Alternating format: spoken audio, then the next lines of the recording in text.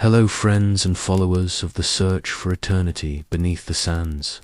We step into the world of ancient Egyptian mythology, dedicated to death, rebirth, and the sacred law of cosmic order, Mat. My life was governed by the endless cycle of the sun god Ra, traveling through the sky during the day and the underworld Dewort at night.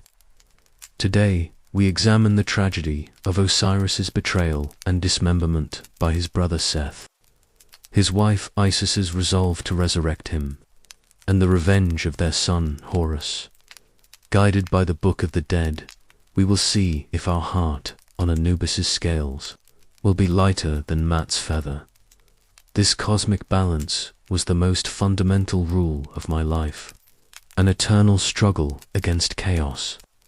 These secrets are critical to understanding the life of the pharaohs and the purpose of the pyramids. Don't forget to subscribe to uncover the secrets of this life full of the search for eternity and divine justice. Before the first king took a throne, the Nile taught the people the shape of eternity. Each year, the river rose with the breath of the southern rains, spilled its brown water into the fields, and fell away again to reveal a skin of black earth as soft as fresh clay. Villages clung to the fringe between floodplain and desert, reed huts facing waterways like watchers at a threshold, and in the eastern sky, the sun lifted clean from the horizon, as if from a hidden mound beneath the first light. In this landscape of water, silt, and long stone shadows, belief gathered weight. Hunters painted boats and antelopes, and men with raised arms on desert cliffs, where the wind never slept. And potters of the Nada cultures turned out red jars and cream jars with dark painted ships, crowned cattle, and birds that looked down like judges. Ivory tags from Abydos carried tiny incised signs, not yet a language, but already a promise that names could be trapped in matter. Knife handles such as the one later found at Gabel Larak, thronged with lions and river battles and long sleek boats, a crowded memory of power and motion. From Hieroglyphic, where the hawks ruled the air and the river bent like a great arm, came a palette showing the triumph of a ruler and the gaze of a falcon. Long before the first pyramid, the people had learned to read the river and the sky as script, and they answered with offerings set on mud altars and with quiet words before images cut into stone. Across centuries of pre-dynastic time, the gods took on faces drawn from the creatures that owned the margins. The jackal that prowled the western escarpment kept company with the dead and would one day guide them. The cow whose horns held a disk of sun became a lady of sky and love. The falcon drifted above the riverbanks and learned to sit on the tops of palace facades. At Abydos in the desert field, later called El, the great tombs of early rulers and nobles pushed into the sand like grounded boats, and within them lay jars, pallets, and the first labels with signs that could name a person and a place. In these graves, the living tried to bribe death with food and jars of beer and small carved servants, and the plain fact of survival after the flood season taught them that order was a thing that could be made and kept, not only prayed for in the last pre-dynastic generations. The symbols of kingship condensed as if the mist of myth had suddenly cooled into metal. The Serak, a little facade of a palace with a space for a royal name, rose up on jars and mace heads, and above it perched the falcon of Horus, a god of sharp sight and high judgment. Crowns announced domains. The white crown of the south stood tall like a lotus bulb. The red crown of the north curled forward above the brow like a serpent ready to strike. These were not decorations. They were geography turned into law. Then came the moment when war and ritual and story fused on a single slab of stone. The Nama palette lifted from the soil of Hieroglyphic shows a king in the tall white crown seizing an enemy by the hair. his arm raised with the certainty of the old gods, while the falcon of Horus holds a papyrus marsh by a tether, as if to claim the delta reed by reed. On the reverse, the same king wears the red crown and walks at the head of a procession.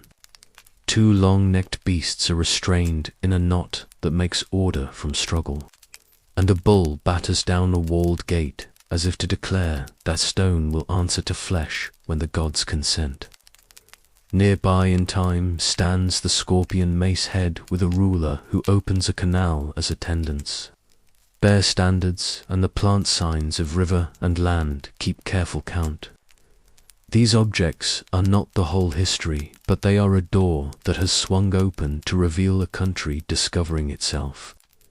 Names of early kings appear as falcon names in ceremony. Offerings multiply at Abydos and hieroglyphic. The first large enclosures rise, and the earliest kings leave behind tombs stocked with jars and labels and sacrificed animals. Grim tokens of an economy already bound to ritual.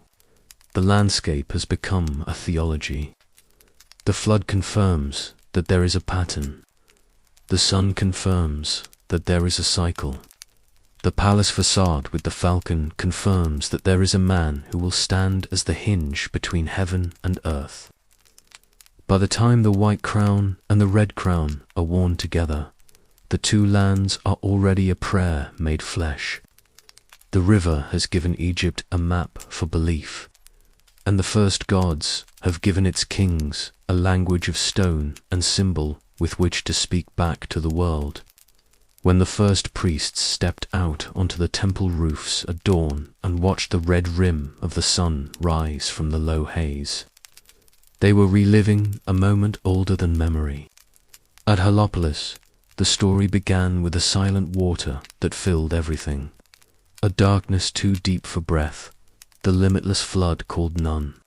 From that stillness, a mound rose as if the earth itself were learning to stand. And upon that first hill, the god Atum came into being by his own will. He brought forth Shu, who was the dry breath of air, and Tefnut, who was the sweet moisture that kisses the skin of morning. From them came GB, the patient earth, and Nut, the long arc of the sky. Lovers pried apart so that day and night could be born. Their children were Osiris and Isis, Seth and Nepis, and with those four, the pattern for kingship and its trials was set. The priests called this company the Ennead of Heliopolis, and they pointed to a sacred stone in their sun court, the Benbon, as a sign of the first mound. Each sunrise proved the tale, for the sun rose again from the waters and climbed the sky in a bark that none could see, yet all believed. When the king fed the cult of Ra, the world kept turning, and when he failed, storms and low floods were feared to follow.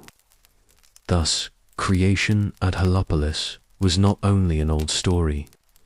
It was a daily engine, and at its heart stood the throne. Up the river at Hermopolis, a different beginning was spoken in the cool of libraries and the shade of colonnades. There the sages named an Ogdo, 8 primeval powers in male and female pairs. Nun and Norn were the waters without shore. He and were the endless reach of time. Kuk and Ket were the thick darkness before lights were kindled. Amen and Amen were the hidden breath and the unseen will that stir the still pool. From there, mingling, rose an island that had never been, and upon it appeared a lotus that opened in the first light. From its cup a child shone forth, the newborn sun crying with the voice of a hawk, and the world at last could see itself. In this city, the scribe, god Thoth, kept the ledger of what had come to pass, and the stars seemed to march at his word. Farther north, at Memphis, another vision took hold. The craftsman of Pa said that the world was made in the mind and spoken into form. Pa conceived in the heart, which is the seat of thought, and he gave life with the tongue which utters names. what was named became real. Gods were named, beings were named. Every town and field and creature learned the sound that fixed it in the order of things. This doctrine was preserved on a royal stone, later called the Shabaka stone, a black slab whose worn lines still whisper that thought and speech built the first day. In the workshops, the tapping of mallets and the hiss of the chisel answered that creed, and the statues that opened their eyes at the end of the rite seemed to agree that the sung name has power. In these places, the people learned that creation could begin with a flood, or with an egg, or with a word. Yet all roads led to the same rising sun and to the same need for balance. In Thebes, the priests spoke of Ammon, the hidden one, a god like a warm wind that none can see yet all can feel, who rose and took the sun into himself as Ammon-Ra. The hymn said that he was older than gods and younger than the dawn, that he filled the lungs of kings and peasants alike, that he could not be painted yet was present in every painted shrine. This was not a quarrel with Heliopolis or Memphis. It was a deepening. What is seen is born from what is unseen, and what is unseen requires a rule to govern it. That rule the Egyptians called Ma'at. It was truth and right measure and the proper weight of a word. It was the straight path in law courts and the exact balance of the scale that weighs a heart. It was the feather on the brow of a goddess and the cool order of a well-cut channel. The oldest holy texts we possess already speak its language. In the narrow chambers of the pyramids at Saqqara, the walls of Uns and of Teti carry the pyramid texts, lines of prayer and spell and praise that tell of a tomb on the first hill, of the great waters of Nun, of the sky goddess who lifts the dead king to the stars. The spells treat the king as a being who must be reborn among the imperishable lights and sail with Ra across the day. They speak in riddles and in thunder, yet behind the poetry stands a sober claim. Creation is an order that must be remembered and renewed. The crown does not float alone on the river. It is bound to the sun and to the law that holds the scales steady. Each temple that faced the east was a doorway through which the first morning entered again. Each name carved into stone gave a thing its place. In this way, the many beginnings were woven into a single cloth, and the cloth was called Egypt. The sun rose each morning like a golden scarab pushed from the mouth of the eastern horizon, and with it rose the business of keeping the world intact. At Heliopolis, the elders said that Ra had many faces in a single day. As a child, he was at dawn.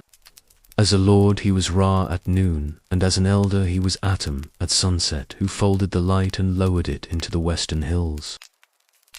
Each night he crossed the 12 caverns of the hidden realm in a bark surrounded by gods with knives and spears, while the serpent of unmaking tried to coil itself around the boat and swallow the hours. Each dawn proved that courage and order still held. The king and the priests were not spectators to this passage. They were accomplices. On the open courts of the sun temples at Abu Ghraib, the stone altars drank the noon blaze, and a pyramidion stood like the tip of the first hill, a reminder that the first morning was a thing that could be rebuilt with stone and rite. Obelisks at Heliopolis and later at Thebes were the petrified rays of the sun sharpened to pierce the sky so the light would answer when called. In the west at Saqqara, the causeways led from the river to the valley temples, and from there to the mortuary houses where kings waited to be fed forever by words and bread. Everywhere the message was the same. The sun was a cycle, but a cycle could break. It was the duty of Egypt to see that it did not. The daily temple ritual moved with the same quiet certainty as the river. Before dawn, the pure priest bathed in the sacred lake and shaved his body and put on clean linen. so the god would not smell common life on his skin. He entered the sanctuary at first light and broke the clay seal of the shrine so the doors could open. He greeted the hidden statue with the presentation of my art, a small goddess figure held in both hands as if to say that truth and balance were the first gift of the day. He awakened the god with hymns, washed the image with cool water, anointed it with cedar and myrrh, and dressed it in fresh cloth and gold. He laid bread and beer and roasted fowl on trays, censed the room with sweet kye, and traced protective signs to seal the offerings with life. He then withdrew and closed the doors so the god might dine in peace. The same rite repeated at noon and at dusk with a different color of light, and the world felt the benefit of it. The offering formula that tomb owners prized began with the king, because the king was the man who paid for the service. The words carved on stone were a chain that linked estates and fields to kitchens and granaries, and those kitchens to incense burners and altars. When the priest said an offering given by the king to Ra or to Osiris or to Hathor, he declared that the throne still kept its side of the contract. The scripts have faded on many walls, but the logic remains clear. Food became magic in the presence of a name. Magic became law in the presence of a king. Over all this stood the figure who called himself Son of Ra. The royal titulary kept the sun at its core, and the crowns proclaimed the union of the two lands as if they were a single prayer made visible. The said festival was the trial and renewal of that bond. In the 30th year of a reign, and sometimes many times after, the king put on a short white robe and a tight cloak, and came into a great court set with chapels and thrones. The oldest example of such a court lies inside the complex of Jose at Saqqara, where dummy shrines line a stone enclosure and doorways face one another like judges waiting to be satisfied. There, the rite is written into the architecture.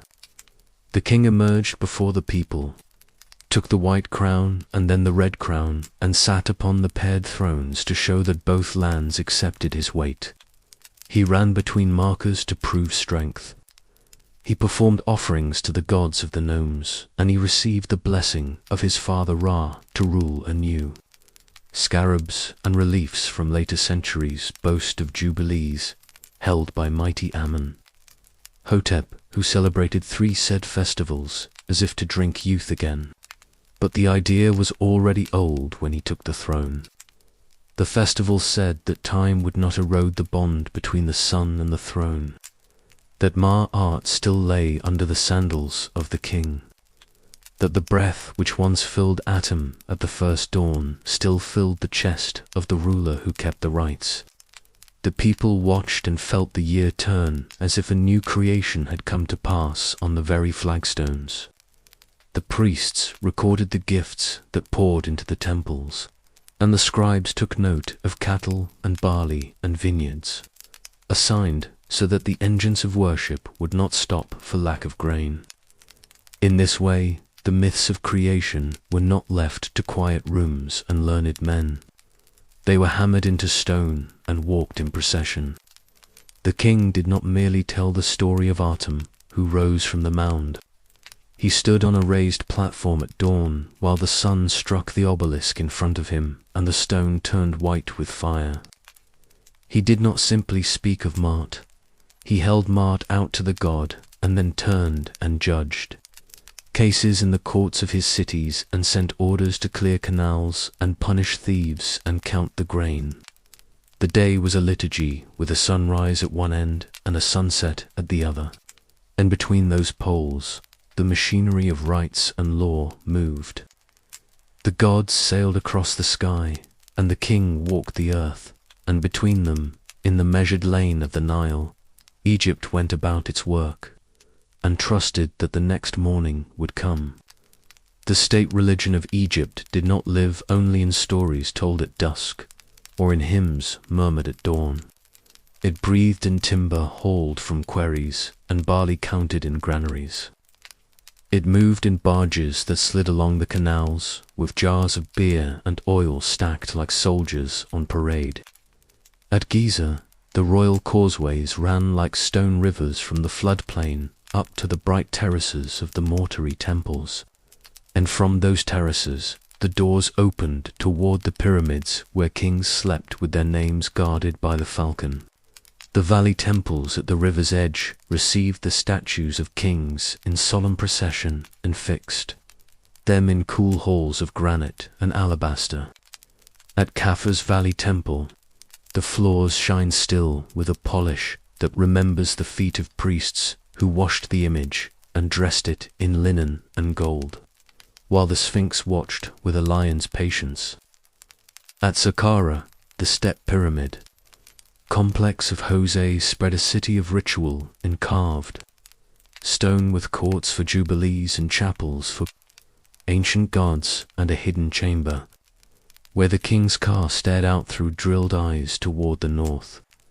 Heliopolis raised obelisks that caught the sun like spears of light and set up Benben at the center as a sign that the first mound still rose in the heart of the world. In these places, religion took on weight. Every block cut and every channel dredged was an act that anchored myth in earth.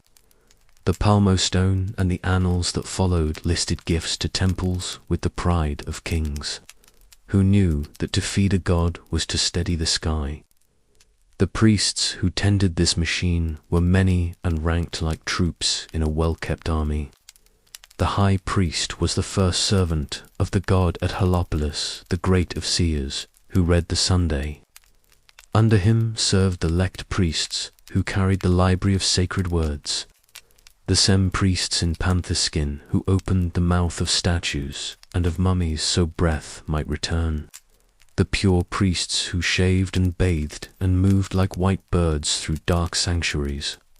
And the countless car priests who kept the fires and poured the beer before the false doors of the dead. They worked in rotating files for houses of service that took their turn by month, so that the shrines never lacked a voice or a hand. Scribes measured grain and cattle owed to the gods. The Abusia Papori from the sun temples of the 5th dynasty show accounts that read like the pulse of a living creature.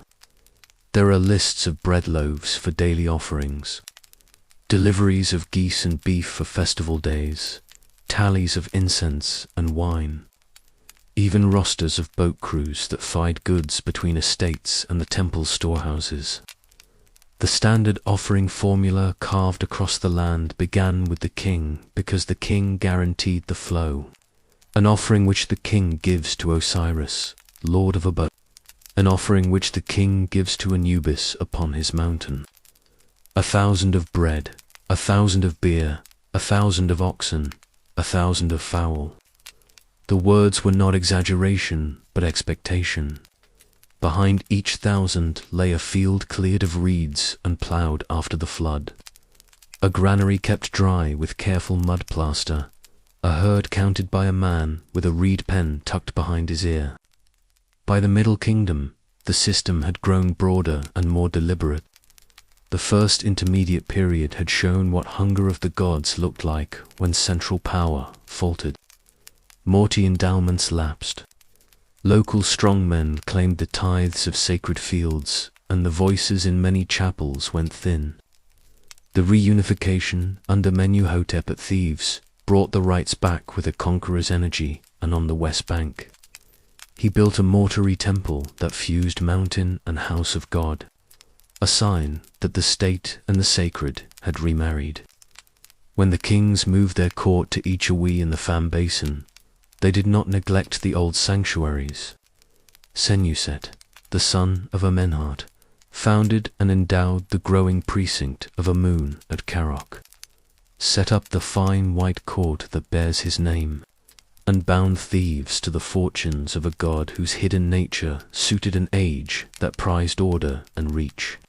In Abydos, he and his successors honored Osiris with new chapels and permitted a river of pilgrims to leave their stelae at the sacred wall.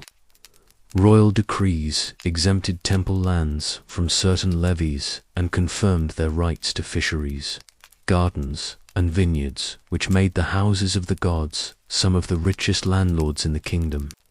At the same time, the crown knew the cost of neglect. Senusret the Stern curtailed the pride of nomarchs and drew temple offices back into the circle of the palace. The priests received wealth and honor, but they were reminded that their breath came from the throne.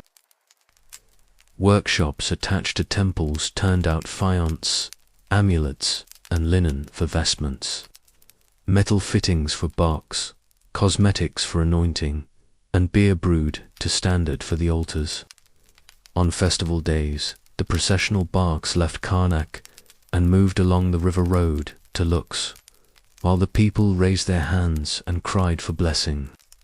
And in that tide of voices, 1,000 private hopes reached the ears carved on saint that promised that the god would listen.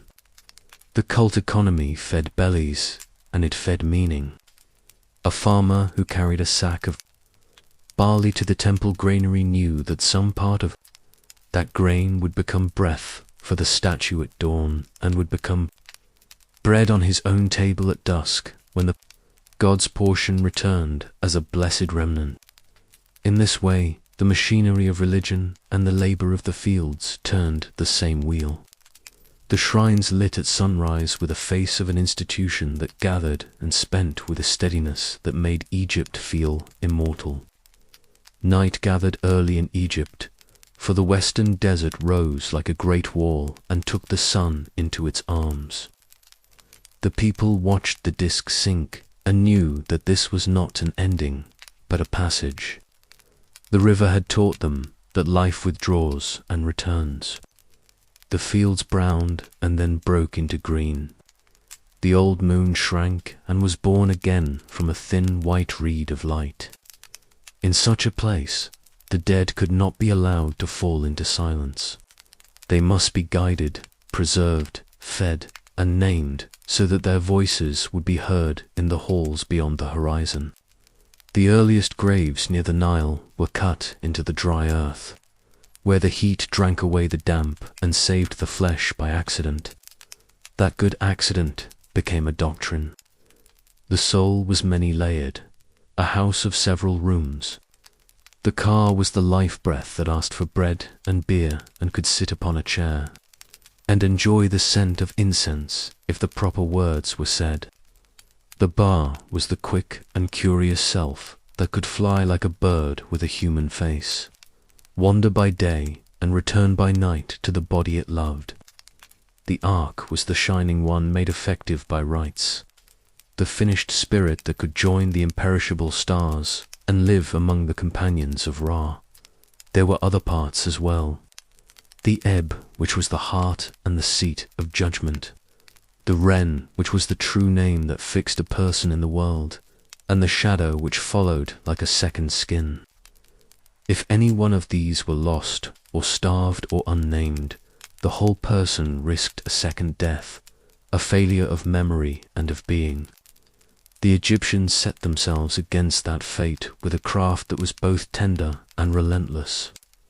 By the time the kings raised step pyramids at Saqqara and bright faces at Giza, the care of the dead had become the province of specialists who worked close to temples and cemeteries. They called their place the Pure House and the Beautiful House, where the scent of resin hung in the air, and the floor was washed each morning with cool water. The priest of Anubis, wearing a jackal mask for the solemn moments, presided with a hand that knew each step by heart. The body was brought to a table of stone. The brain was removed through the nose so the skull would not split. The viscera were lifted from the belly and treated with resin, then set apart in 4 jars under the protection of the sons of Horus. The human-headed Imiti watched over the liver. The baboon-headed Hapi guarded the lungs. The jackal-headed Dwumph kept the stomach. The falcon-headed Kebes kept the intestines. Each jar had its goddess at its side. Isis and Nephis and Neith and Cheer, who spread their hands over the contents and calmed them with words. The body was then bathed in palm wine and packed in dry natron so that water fled and corruption failed.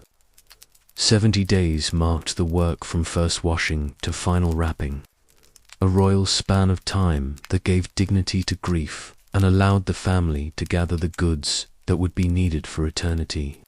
When the salt had done its labor, the skin was oiled. The cavities were filled with linen and resin, and amulets were set upon the limbs and chest to guard the gates of the night. The wrappings came next in long, patient bands. The embalmer sang as they wound the cloth, and they tucked in the Wayet eye for health, the Jed pillar for stability, and the knot of Isis for protection where the heart might notice it. At the end, the face received a mask of cartoonage or gold if the house was wealthy, so that the bar would always know the countenance it loved. What began as a lucky burial in hot sand had been refined into a theology in linen and cedar and words. Tombs grew from simple pits into houses that could outlast dynasties. In the age of the early kings, the mastaba rose as a bench of mud, brick and stone, with a chapel for offerings, a shaft to the burial chamber, and a false door carved to look like a doorway that did not open. Through that door, the car was thought to pass to receive the bread and beer that the living set upon the table. The walls bore scenes of estates and workshops and hunting in the marshes, so that the dead would remember who they were and what they owned. At Saqqara, the first step pyramid of Joseph stacked mastabas into a stairway for a king, and around it stretched a city of ritual where jubilees were rehearsed in stone, so that even death would not break the cycle of royal renewal. At Giza, the causeways ran from river to burial like arteries that kept the heart beating. In hidden chambers, the king faced north toward the undying stars, the circumpolar lights who never set, and he was expected to join them as an ark, a bright companion in the sky. The spells that promised this ascent were carved inside the stone itself in the pyramid of Unis, and those of Teti and Pepe after him. The walls bear the earliest sacred texts in the world that can still be read. These pyramid texts speak in the voice of a king who climbs the ladders of the sky, who sails with Ra by day and rests in the arms of Nut by night, who rejoices as Osiris and lives again as Horus. They are tall and startling, a language of stars and boats and bodes that was meant to work as well as to inspire. Words could be doors if they were cut into stone in the proper places and spoken by the proper mouths. The theology of preservation deepened as the craft matured. Statues of the deceased were placed in secret chambers called stabs, their eyes peering through narrow slots so they could see offerings and feel the light. The ceremony called opening of the mouth gave the statue and the mummy the power to breathe, and to speak and to eat with adze touching the lips, and incense and milk presented in turn so that senses would awaken. Families set up stelae in chapels with the offering formula that began with the king because royal authority still underwrote the supply of divine kitchens. But the names on the stone were the names of carpenters and soldiers and women who kept households and were loved. They poured water for the car and spoke the name aloud so the wren would not fade. They wrote letters to the dead when trouble came, scolding or pleading as need demanded, and left the bowls in tomb courtyards with a few drops of beer as payment for attention. In all this, there was no panic. There was method. The work of the embalmer and the words of the priests and the gifts of the living formed a braid that could pull a person across the dark river. The Egyptians did not deny decay. They mastered it.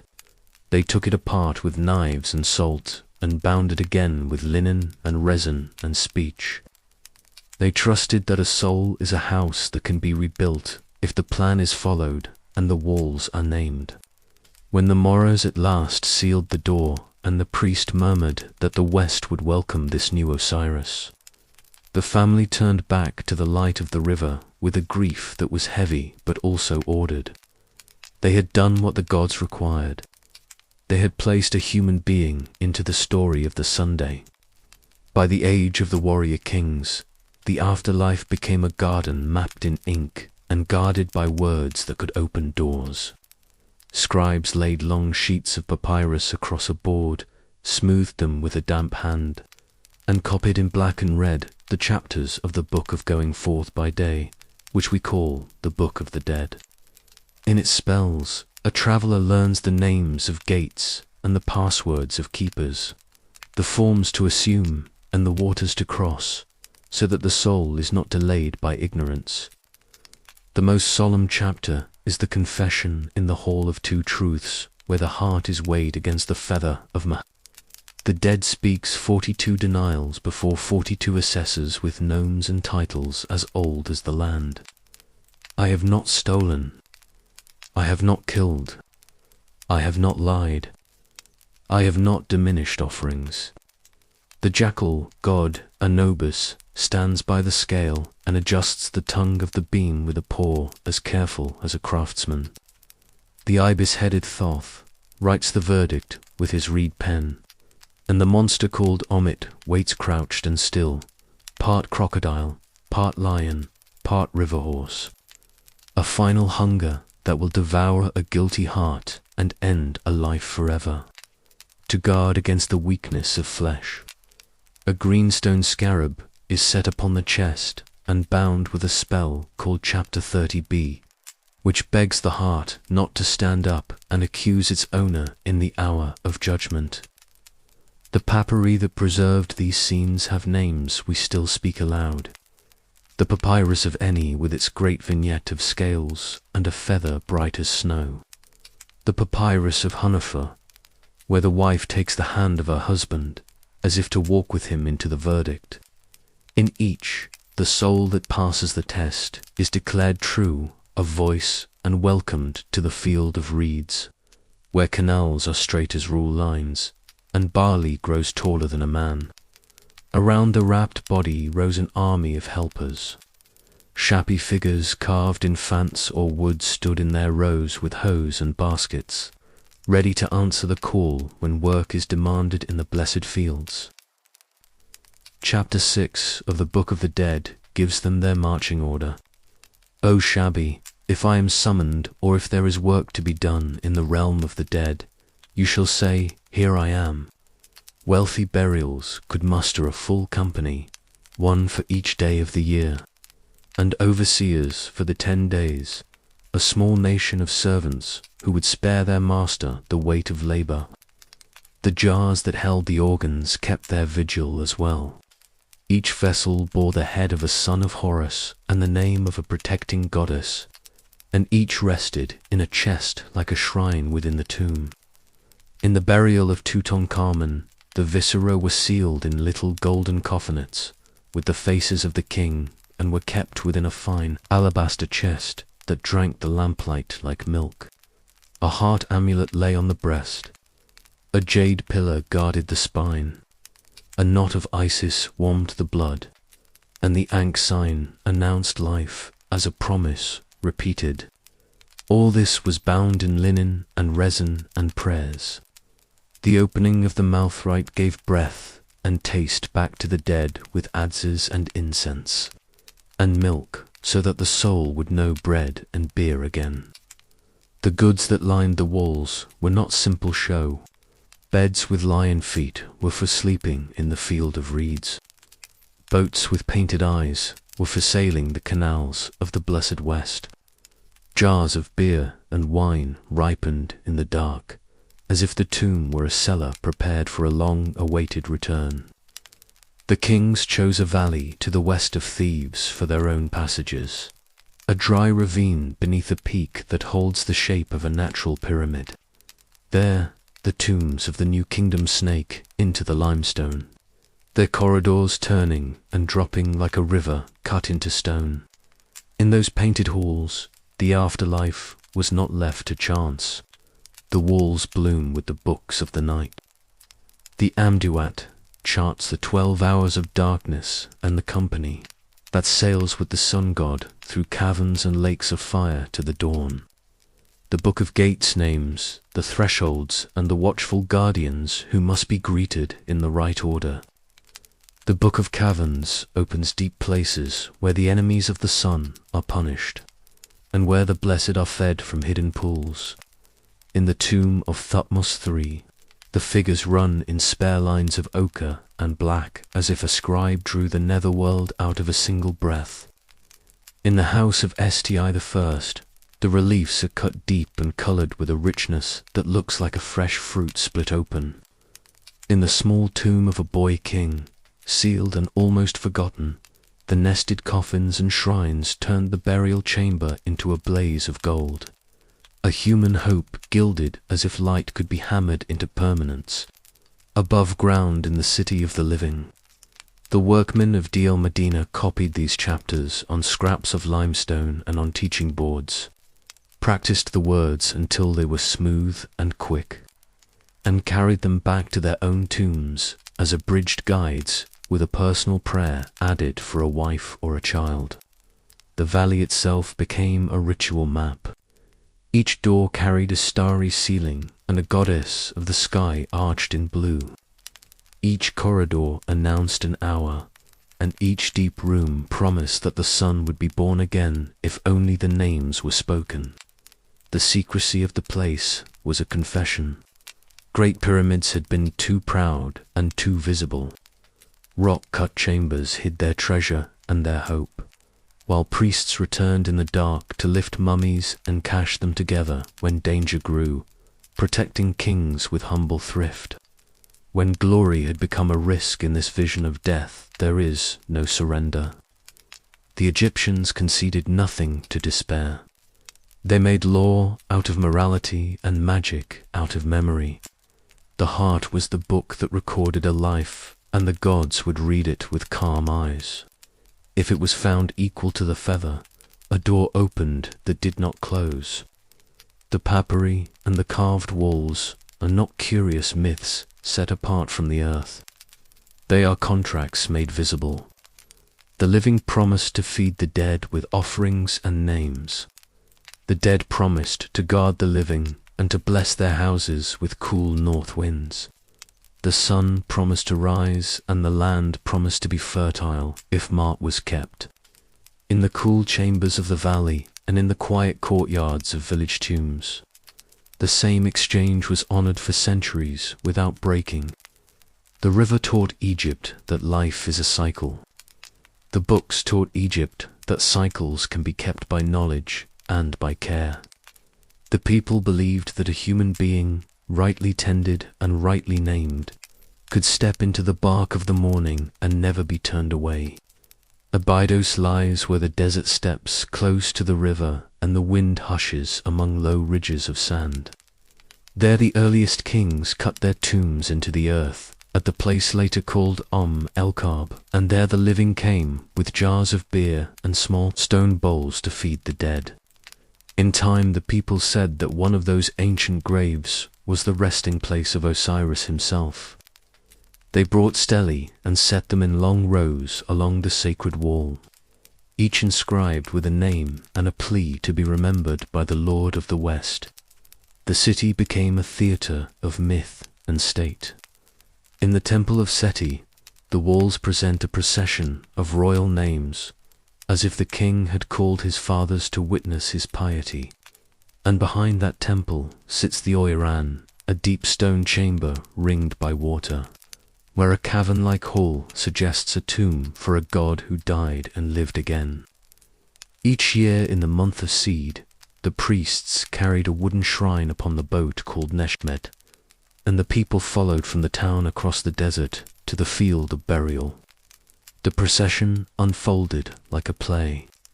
First went Weep, the opener of the ways, his standard high, as if to clear a path through the world of the unseen. Then came the mourning of Isis and Nepos, their voices raised in ritual laments that promised the broken body would be made whole.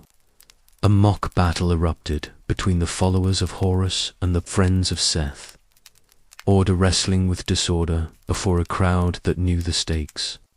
At last, the bier of Osiris reached the place of rest, and seeds were planted in mold shaped like the god, watered with Nile mud, so that green shoots would rise from the dark as a sign that life answers death. An official of the 12th dynasty named Ichnophod left a stela describing how he prepared the bark of weepote, fought the enemies of Osiris, and purified the road for the god, a sober witness that passion plays were more than poetry. Abdos in those days was a pilgrimage of the nation. The poor left little pots with their names scratched on them. The rich endowed chapels all hoped that by standing in the dust of the god they might share in his fate. The tale that shaped kingship began long before those processions and grew richer with each telling.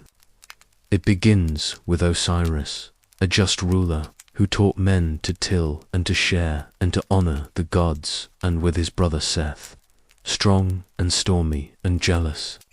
Seth slew Osiris and scattered the body.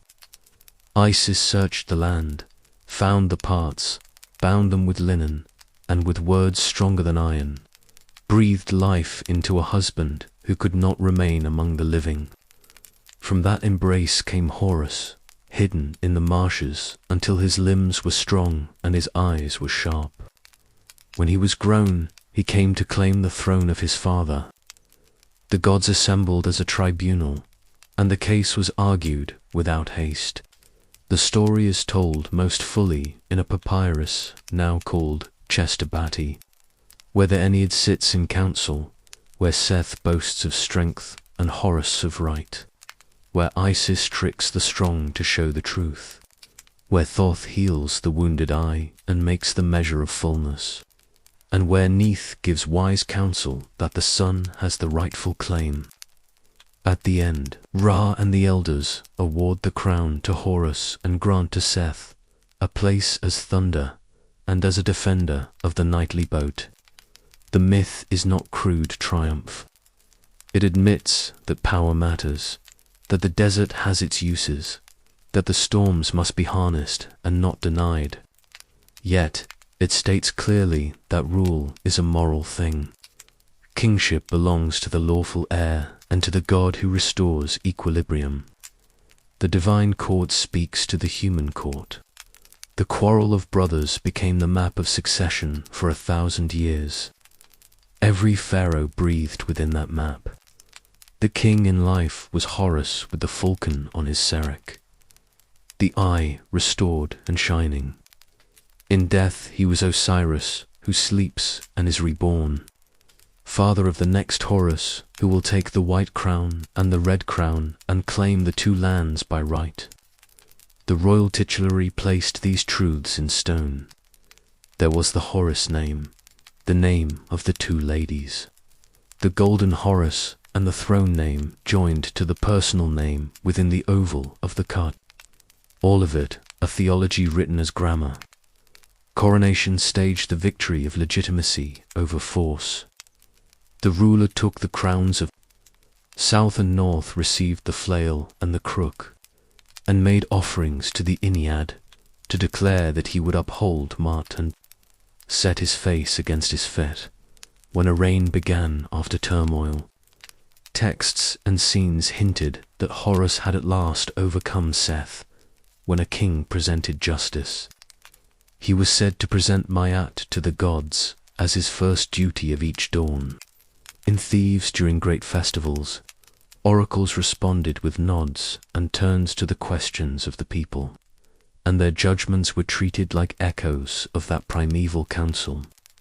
At Abydos, at Byzas, at Memphis, the cycle of Osiris and Horus was enacted in different dialects of ritual. At Edfu, in the time of the Tummies, temple walls record the fights of Horus and Seth along the marshes and the lakes, as if to seal for all time the verdict that the ancestors reached. A farmer in the delta who planted an Osiris bed in damp soil. A noble who wore the Wayet eye on his chest. A queen who took the title God's wife of Ammon and walked in procession with sistrum in hand. All of them lived within the story that said order will return and that a rightful son will heal what has been broken.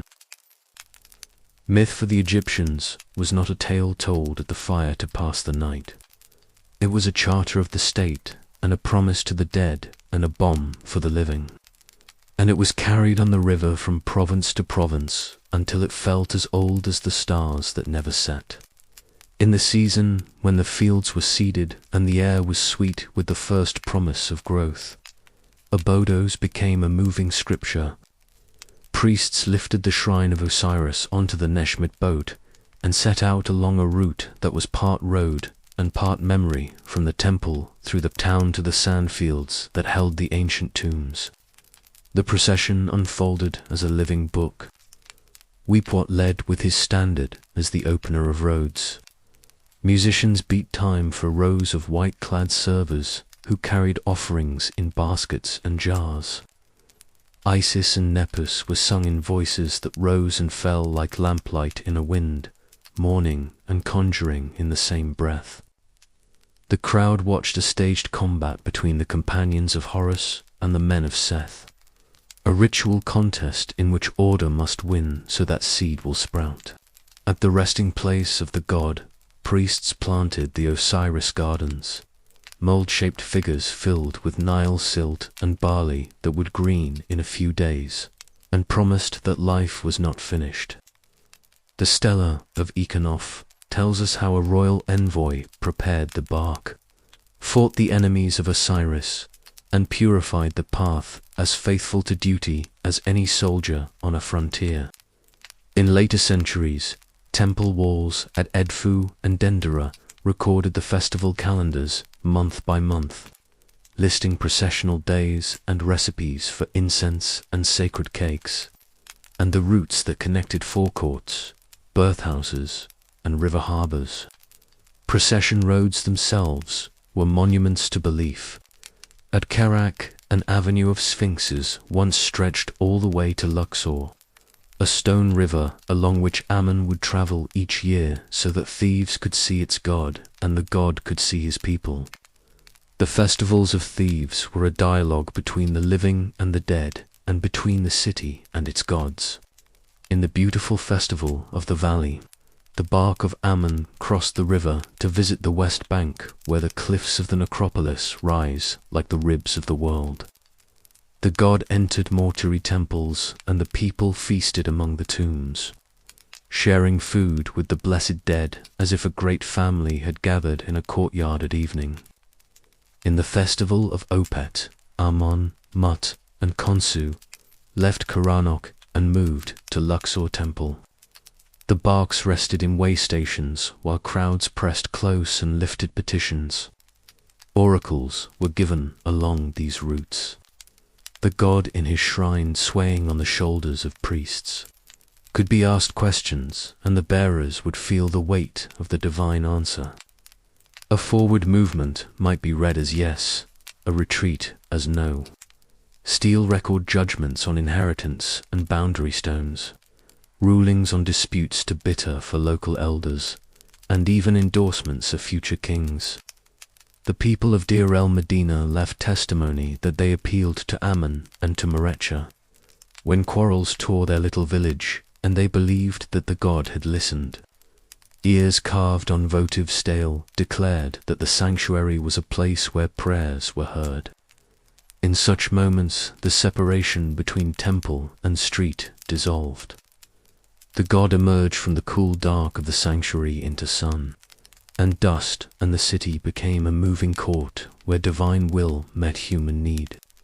Kings learned to speak in the language of these rites when they needed to knit a torn country. After the civil wars of the first intermediate period, Mentuhotep of Thebes reunited the two lands and built his terraced temple against the cliffs at Deelbar, a place where mountain and shrine hold each other in a solemn embrace.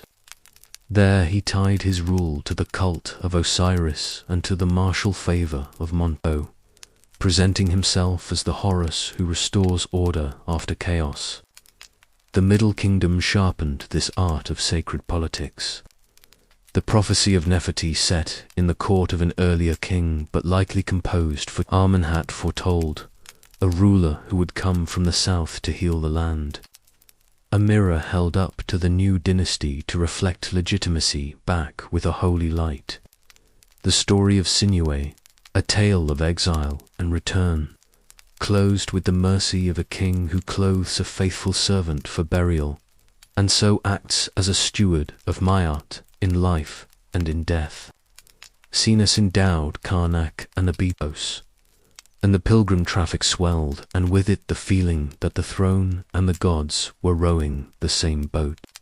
When the Hyksos were expelled, Amos carved that victory as a restoration of divine worship.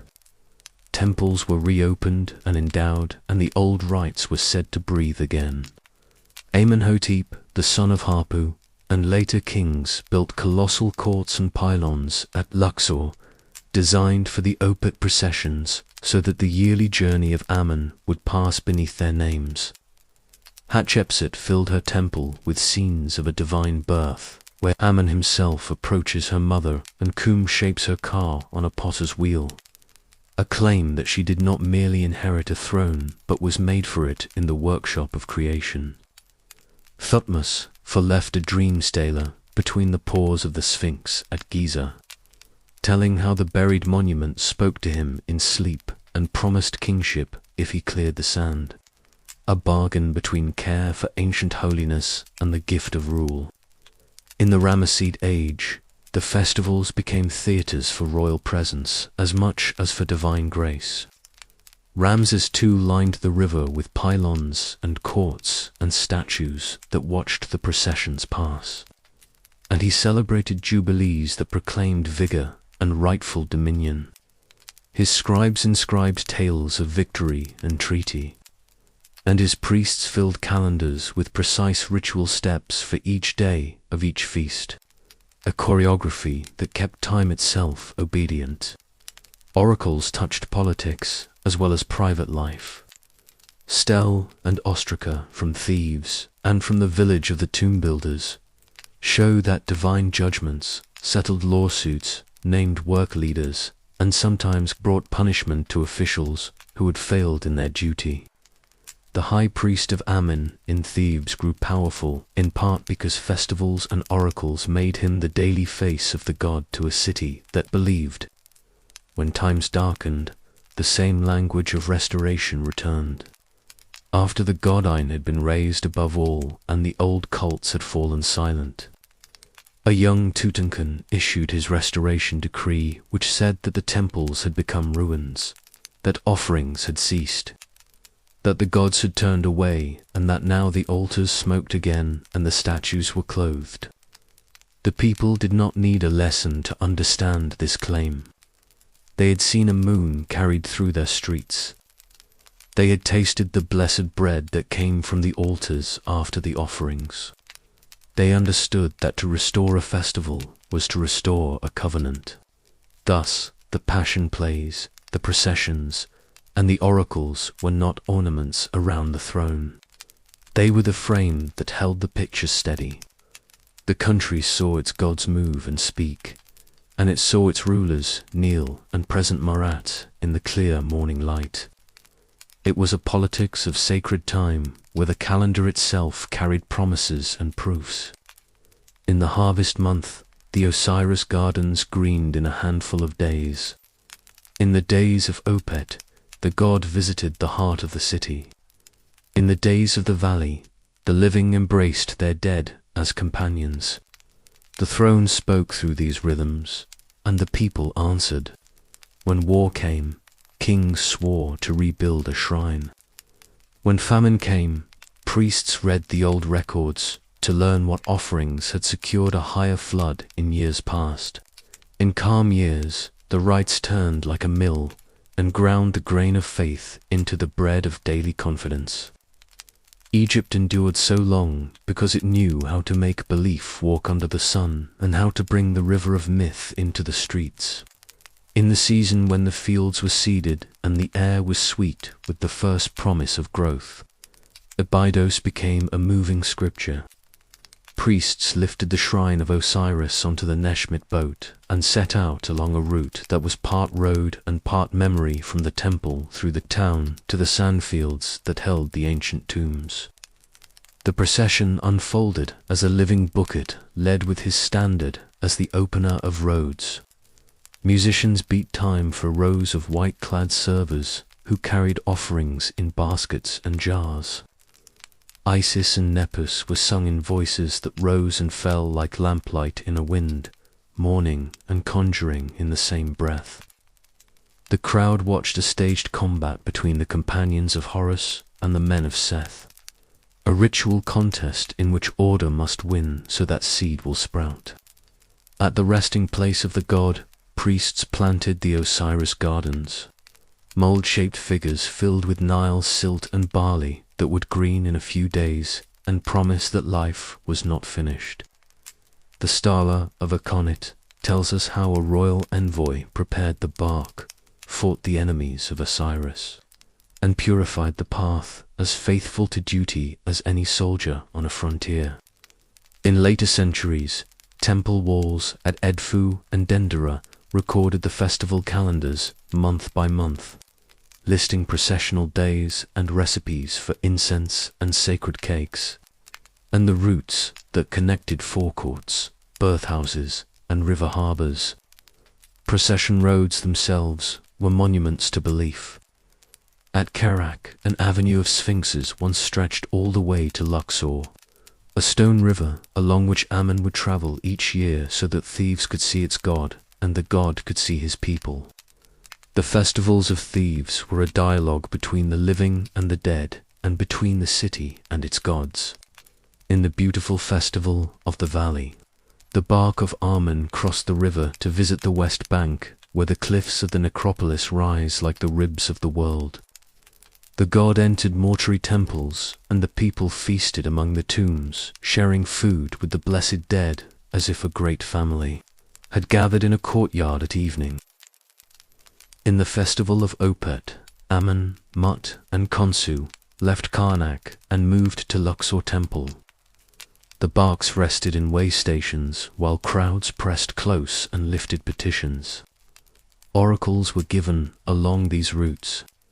The god in his shrine, swaying on the shoulders of priests, could be asked questions and the bears would feel the weight of the divine answer. A forward movement might be read as yes, a retreat as no. Still record judgments on inheritance and boundary stones, rulings on disputes too bitter for local elders, and even endorsements of future kings. The people of Deal Medina left testimony that they appealed to Ammon and to Meritzaga when quarrels tore their little village, and they believed that the god had listened. Ears carved on votive steely declared that the sanctuary was a place where prayers were heard. In such moments, the separation between temple and street dissolved. The god emerged from the cool dark of the sanctuary into sun and dust, and the city became a moving court where divine will met human need. Kings learned to speak in the language of these rites when they needed to knit a torn country. After the civil wars of the First Intermediate Period, Menuhotep of Thebes reunited the two lands and built his terrace temple against the cliffs at Dirabar, a place where mountain and shrine hold each other in a solemn embrace. There he tied his rule to the cult of Osiris and to the martial favor of Monto, presenting himself as the Horus who restores order after chaos. The Middle Kingdom sharpened this art of sacred politics. The prophecy of Nefertiti set in the court of an earlier king, but likely composed for a Menhat foretold a ruler who would come from the south to heal the land. A mirror held up to the new dynasty to reflect legitimacy back with a holy light. The story of Sinuhe, a tale of exile and return. closed with the mercy of a king who clothes a faithful servant for burial, and so acts as a steward of Mart in life and in death. Senusret endowed Karnak and Abydos, and the pilgrim traffic swelled, and with it the feeling that the throne and the gods were rowing the same boat. When the Hyksos were expelled, Amos carved that victory as a restoration of divine worship. Temples were reopened and endowed, and the old rites were said to breathe again. Amenhotep, the son of Hapu, and later kings built colossal courts and pylons at Luxor, designed for the oaked processions so that the yearly journey of Ammon would pass beneath their names. Hatshepsut filled her temple with scenes of a divine birth, where Ammon himself approaches her mother and Kum shapes her car on a potter's wheel. A claim that she did not merely inherit a throne, but was made for it in the workshop of creation. Thutmose IV left a dream stela between the paws of the Sphinx at Giza, telling how the buried monument spoke to him in sleep and promised kingship if he cleared the sand. A bargain between care for ancient holiness and the gift of rule. In the Ramesside age, the festivals became theatres for royal presence as much as for divine grace. Ramses II lined the river with pylons and courts and statues that watched the processions pass, and he celebrated jubilees that proclaimed vigor and rightful dominion. His scribes inscribed tales of victory and treaty, and his priests filled calendars with precise ritual steps for each day of each feast, a choreography that kept time itself obedient. Oracles touched politics as well as private life.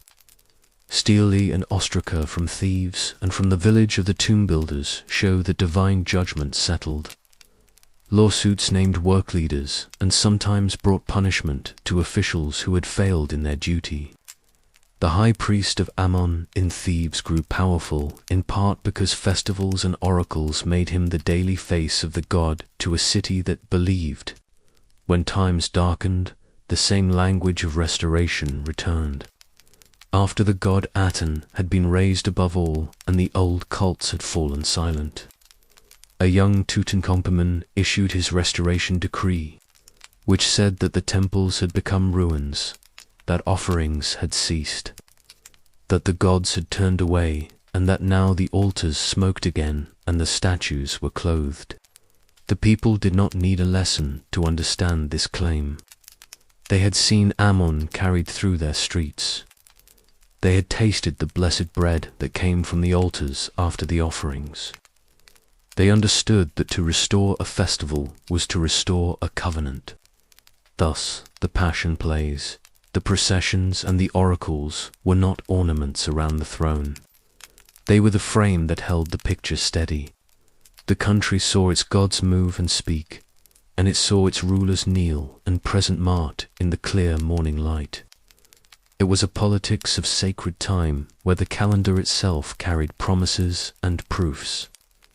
In the harvest month, the Osiris gardens greened in a handful of days. In the days of Opet, the god visited the heart of the city. In the days of the valley, the living embraced their dead as companions. The throne spoke through these rhythms, and the people answered. When war came, kings swore to rebuild a shrine. When famine came, priests read the old records to learn what offerings had secured a higher flood in years past. In calm years, the rites turned like a mill and ground the grain of faith into the bread of daily confidence. Egypt endured so long because it knew how to make belief walk under the sun and how to bring the river of myth into the streets. Night in Egypt belonged to small gods who grinned at the dark. When the last lamp guttered and the courtyard cooled and the jackals called from the canal banks, a family slept beneath painted rafters, watched over by faces that were fierce and kind at once. On bed frames and cosmetic spoons and mirror handles, on fans, pendants and clappers for music. The same guardians appeared again and again, as familiar as a mother's hands. Their names were spoken in low voices and in laughter, their help was requested with the steadiness of habit. The great temples fed the sun and crowned the kings. But it was these smaller beings who stood at the threshold of the bedroom and in the doorway of the birthroom and in the hush that follows a child's cry. All of it rested on a conviction older than pyramids. The world itself had been made with power that Egyptians called Heka. This was not trickery. It was sanctioned force, a property of creation that the gods wielded and that priests and healers learned to use in measured ways. In the oldest coffin spells a voice that calls itself Heka, claims to have existed before the other gods and to have given breath to their works. The meat creed that praises Pi says that the world was shaped in the heart and spoken with the tongue, and that names give being.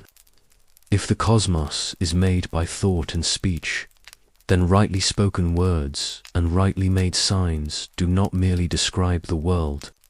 They nudge it. They steady it. They turn its harms aside. The king invoked Heka each dawn when he raised Mayat before the hidden statue and said the offering formula. The midwife and the village-elect priest did the same. When they drew a circle around a woman in labor and chanted the names of those who protect. In such actions, belief touched craft and never let go.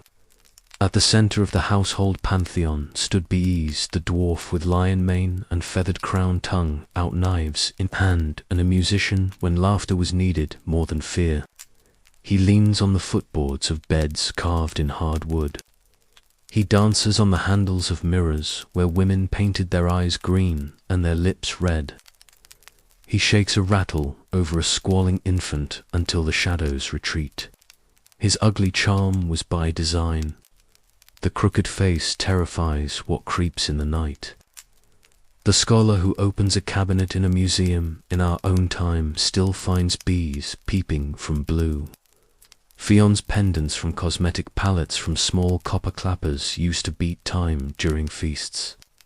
Near him stands Taweret, the Great One, a pregnant hippopotamus upright on hind legs with the back and tail of a crocodile and a round belly that proclaims her office. She bears the Sa sign of protection, or the Ankh, and her image hangs from cords across the bellies of expectant mothers. In the minds of the people, she kept watch like a seasoned midwife who has seen hard births and will not be frightened. Together, these two, along with lion-headed protectors and snake catchers and friendly demons with knives, made a fence around the hearth. The tools of that fence can still be held in the hand. From Middle Kingdom, houses and tombs come wands cut from hippopotamus ivory, narrow crescent engraved with crowded scenes of protective beings. A dwarf with leonine mane and plume-ommed headdress strides with a knife. A long-necked serpent twists. A frog-headed woman raises a blade. A cat stalks a scorpion. These are not idle decorations. The wand was drawn around mother and child to mark a sacred boundary. Words were said that invited the pictured helpers to attend. The hippo that once sank vessels in the river now guards the cradle in the form of its tusk. The crocodile, whose jaws the fisherman feared, now lends its back Taweret as a sign that dangerous strength has been tamed and put to service. The gentler giants of the pantheon also came home. Hathara entered courtyards with the laughter of women and the clatter of music. At festivals, but also in evenings after work, the siesta was shaken and the minute necklace was swung to please the Lady of Dendaria, patroness of music, love, and good drink. Painted plaques show her cow ears peeking through a wig as she greets the faithful with a warmth that belongs to mothers and to taverns alike. Bastet, the cat of Bubastis, curled herself around doorways and chased vermin and ill luck with equal energy. Families kept cats because they loved them and because cats were useful. And somewhere in that companionship rose a devotion that filled the delta with bronze cat votives and left soft footprints. across countless households. Herodotus, a foreigner, curious, and sometimes credulous, wrote of a great festival at Bubastis, where people sailed the canals and made merry, shouting and shaking rattles. Behind the color stands a truth that Egyptians carried everywhere. Joy is a form of piety. Music and perfume and shared food gladden the gods, and the gods in turn make the house feel safe. Amulets were the grammar of this everyday devotion.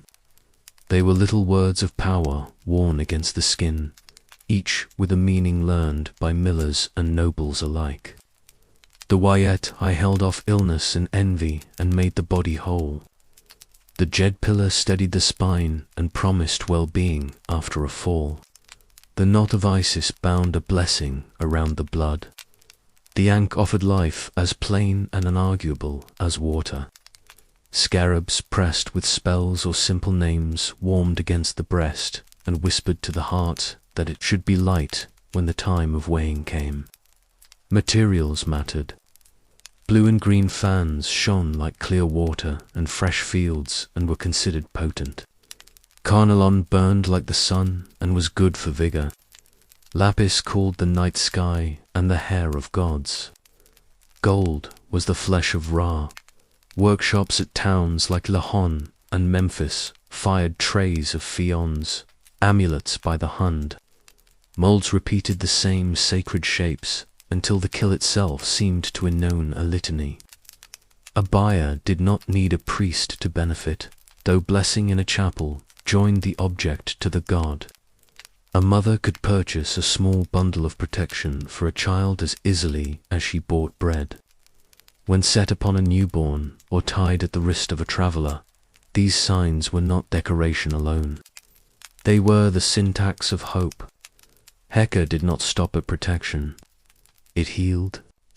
That truth is everywhere in the medical papyri.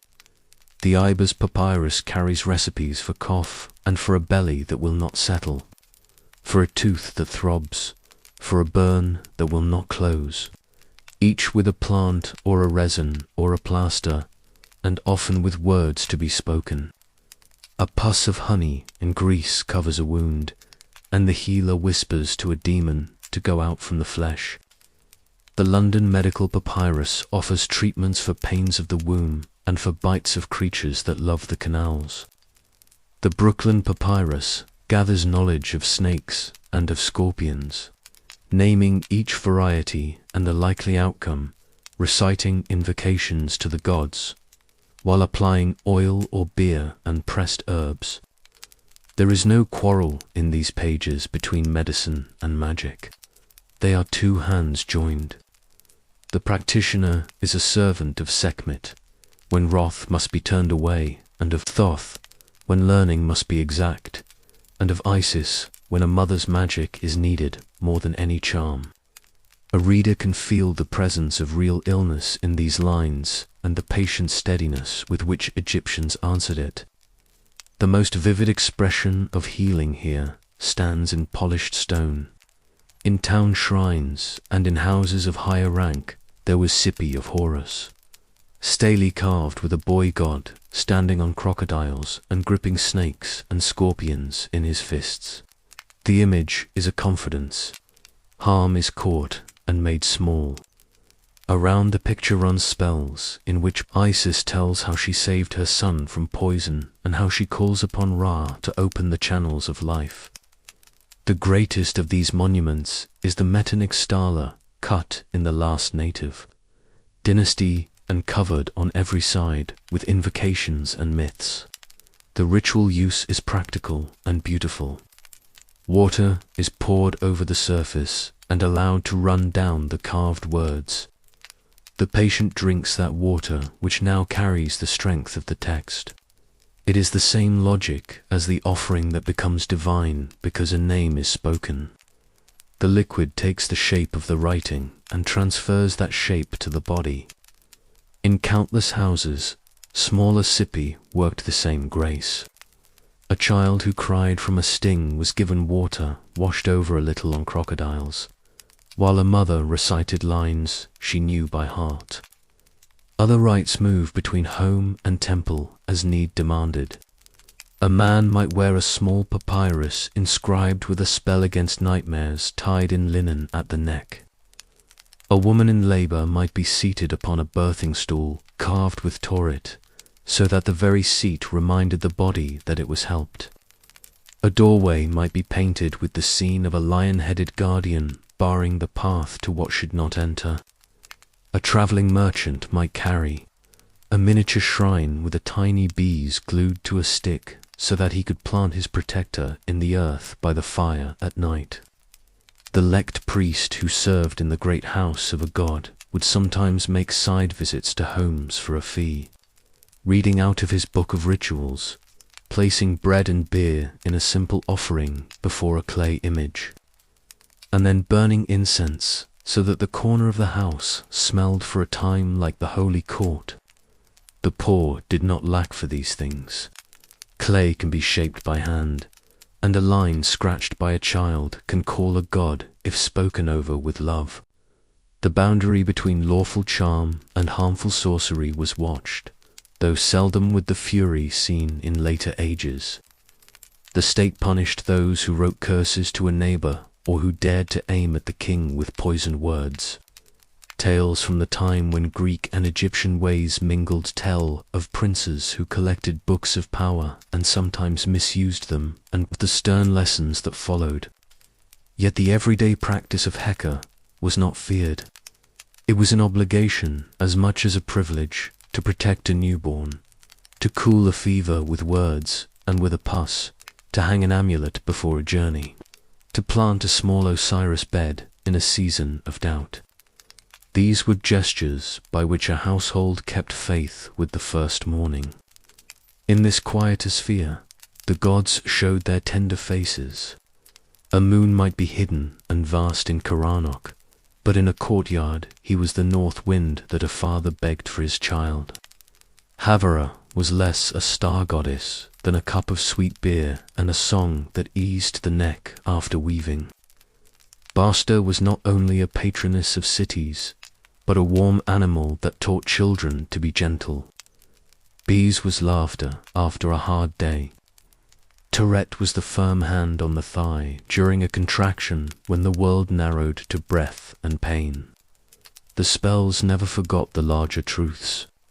They named Ra and Osiris and Thishep and Seretet and Sekhmet in their proper places, and they traced the first stories as if new each time.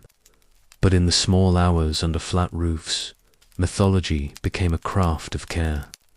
Statues grin and frown and brandish knives across ivory wands because people knew that fear yields to images of courage. The little steel pour water because people knew that words can sink into matter and then into flesh. Heka spoken rightly was the people's share in creation. It was how a family in a mud brick house participated in the morning of the world. When the last color faded from the courtyard and the hearth threw up its small red heart, a different Egypt began to speak. It spoke in low prayers before a daubed niche, where a clay image sat among dried lotus and the wick of a saucer lamp. It spoke in the whisper of a woman who touched a pendant of taurit and asked for an easy night for the child at her breast. It spoke in the scrape of a reed pen across a potted that would become a message for a grandfather long buried. Temples crowned with pylons and obelisks ruled the riverbanks by day, but the old religion was equally alive in rooms where bread steamed and laundry dried, where cats slept on cool floors, and where the soft rustle of linen was an answer to fear. The house had its own liturgy. A shelf in the main room or a shallow window niche held a little altar. A small painted stela showed a god with a forward hand or a pair of human ears that promised a hearing. A blue faience bees leaned against a bowl of barley and a sprig of henna. A model offering table waited for crumbs and drops of beer. Names were spoken. The air changed. Childbirth drew the gods closest. When labor began, the doorposts were marked with figures of protective beings, and a circle was traced with a wand of hippopotamus ivory cut and carved with a press of friendly demons, who brandished knives against what could not be seen. The woman sat on a birthing stool in a room made warm and dim. Midwives rubbed her hips with scented oil and sang the names of Hathor and Tauret. And the elect priest, if one could be hired, recited the marsh tale where Isis protected her hidden son from bites and poison. In a house of the Middle Kingdom, there stood a birth painted with a dancing woman and a newborn and guardians who smiled with sharp teeth, a square of mud made sacred by art and by use. An amulet of the knot of Isis touched the belly. When the crisis passed and the first cry came, a bee's rattle shook and laughter rose, because laughter itself was a ward. In the days that followed, a garlanded cradle carried the child beneath a doorway inscribed with blessing, and water that had been poured across a little horse on crocodiles was given to drink. Cool and sweet and strong with words. The breast offered milk, and the gods offered courage, and the house became a temple, until the mother could rise and thank those who had sat through the night. The art of healing moved between courtyard and sanctuary with the calm of practice. A mother with a fevered child simmered a potion of figs and beer and gave it while reciting a line that called on seek to turn her face from wrath to mercy. A father set a puss of honey and linen on a burn and spoke a small confession promising to mend a quarrel as part of the cure. If the bite of a scorpion made a hand swell, the family poured water over a cypress carved with the boy Horus, who treads on crocodiles and crushes serpents, and drank what had touched the spells, as if the letters themselves could swim down the throat and set the blood right. The Ebers scrolls and the London recipes and the Brooklyn roll of snakes show how much was known and how much was hoped. Every charm repeats the logic of creation. A named thing has less power over one who knows its name. Disease was often addressed as a person and ordered to depart. The lesson is steady. The gods gave speech to the world. Humans may answer with speech, and by that act both will and world are moved. The dead were not strangers to the house. Their doors stood in silent walls across the river, but their attention was welcome in the living rooms of their descendants. When trouble grew stubborn, a person might write a letter to a dead mother or to a brother or to a wife, list the grievance with the plainness kept for family, and beg for help. One such bowl preserves a husband's complaint that his wife haunts him because he took another, followed by a plea that she cease if he has dealt fairly with the children. Another Ostrachan holds a request that a father ask the gods to lift illness from a grandchild with the promise of a little feast at the tomb if the petition is heard. These letters were carried to the cemetery and left with simple offerings. They tell us that Egyptians believed love and duty did not end with burial. Bonds remained, and words could cross the frontier as surely as a bark crosses from one bank to the other. In the corners of some houses at Deir el-Medina were set curious busts of limestone, human heads and shoulders with large eyes and a slight smile which scholars call ancestor figures. People placed flowers and food before them and whispered as one would before a person who listens. The house was populated by the beloved dead as well as by the gods, and both could be asked to help mend what had frayed. The workman's village of Deir el-Medina gives the clearest window into these habits. The town lies on a high shelf above the fields. A neat double row of mud brick houses laid along a single street, where the masons and painters and carvers who cut the royal tombs lived with their families in the reigns of the great kings of Thebes. Their days were measured with scribal exactness. They worked 8-day weeks in the Valley of the Kings and returned to their homes for rest days, when they mended sandals and copied texts and drank beer with friends. Their walls were painted with images of bees and Taweret, and of the cobra, goddess Meretseger, who watched from the pyramid-shaped peak above the necropolis. Their little chapels stood in courtyards with stele that show hands lifted in prayer and sometimes nothing but ears carved in rows, a blunt declaration that the god hears. The stela of a man named Neferabu tells in its carved lines how he did wrong and was struck blind by Merit Seger, and how he prayed and was forgiven and saw again, and how he vowed to tell others that the goddess is merciful as well as stern. On an ostrachan, a scribe copied a hymn that calls Ammon, the one who comes at the voice of the poor man and who saves the timid from the strong.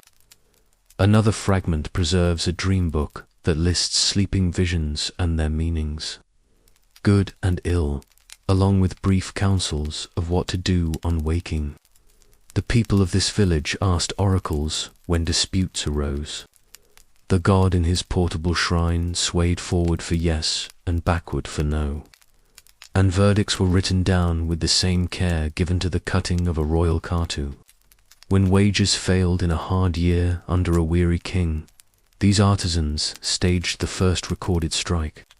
They marched to a mortuary temple and shouted their hunger to the images of deified kings, a startling confession that they expected justice from those who had become gods. They were pious and practical in one breath. Songs drifted through these streets that speak to us still.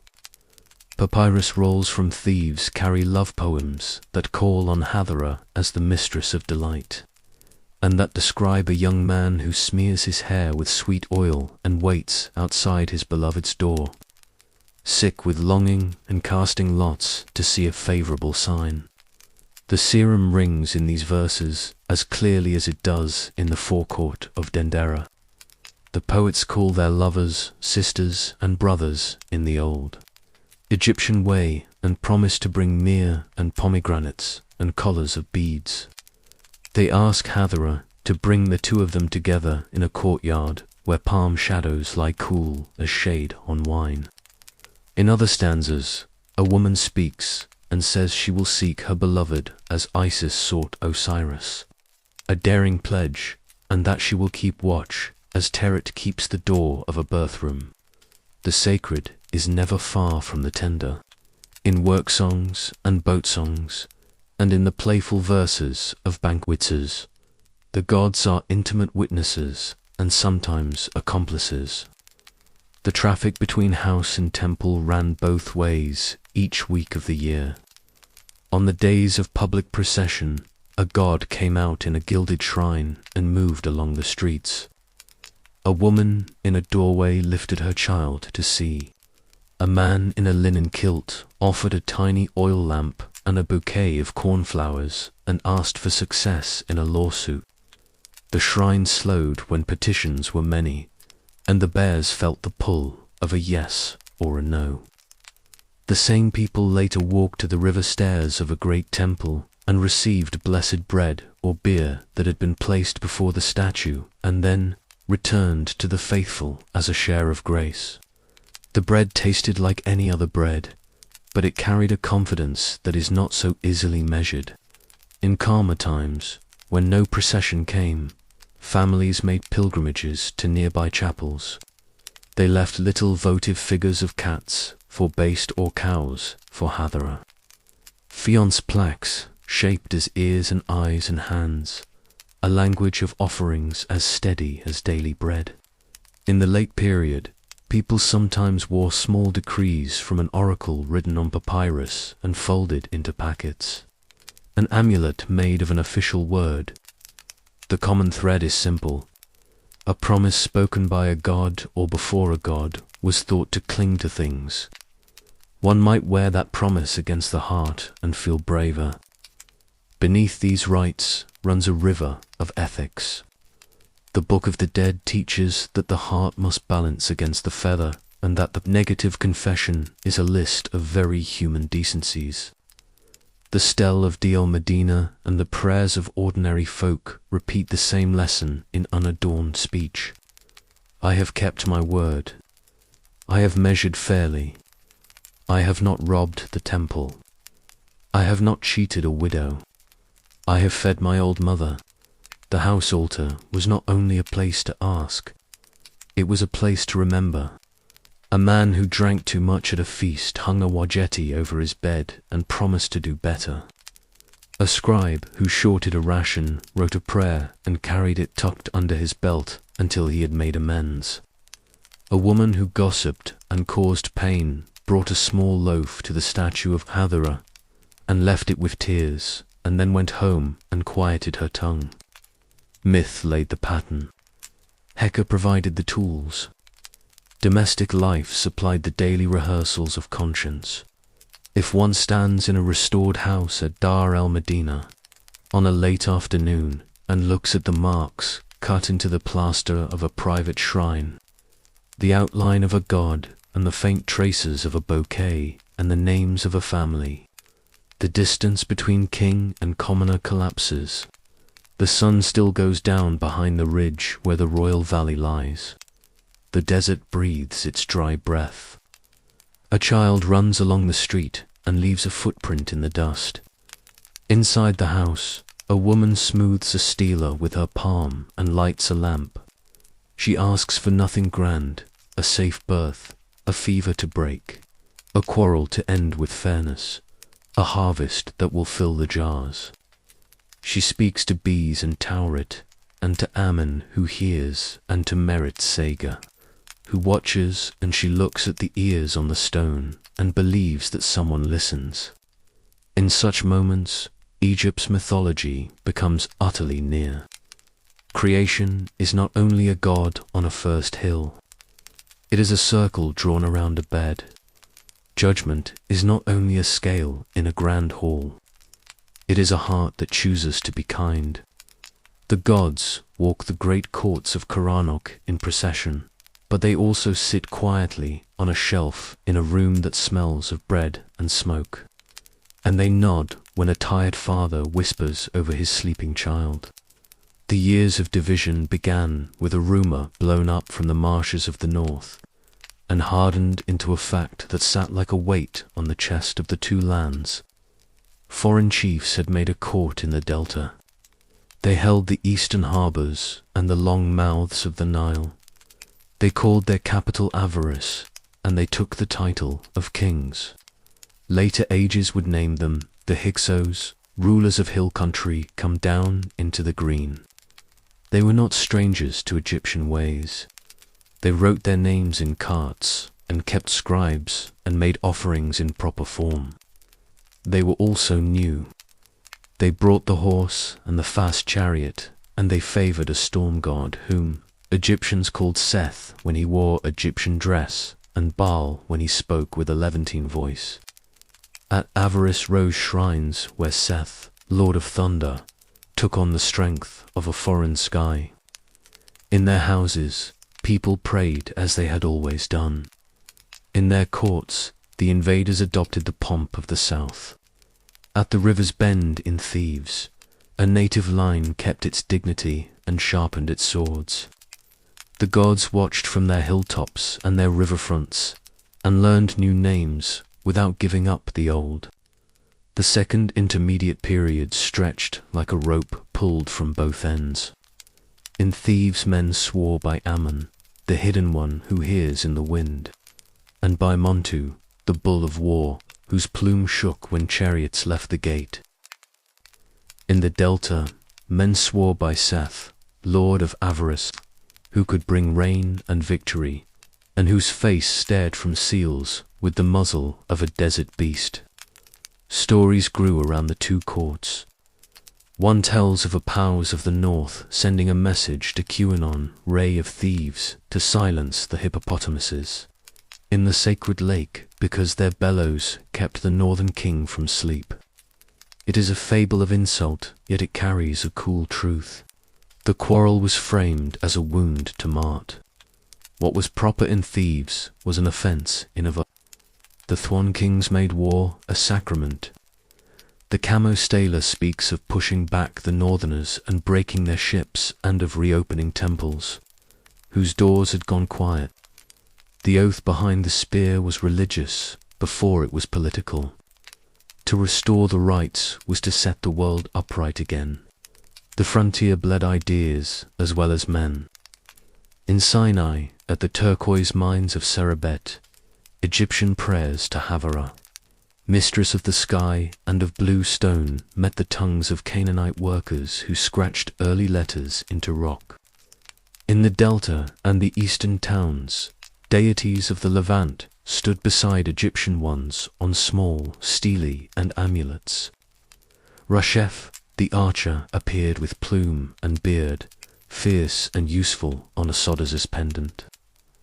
Astarte and Anot, riders and war maidens of the sea road, sometimes shared an altar with Seth, and later in New Kingdom, Tails would become his companions in arms.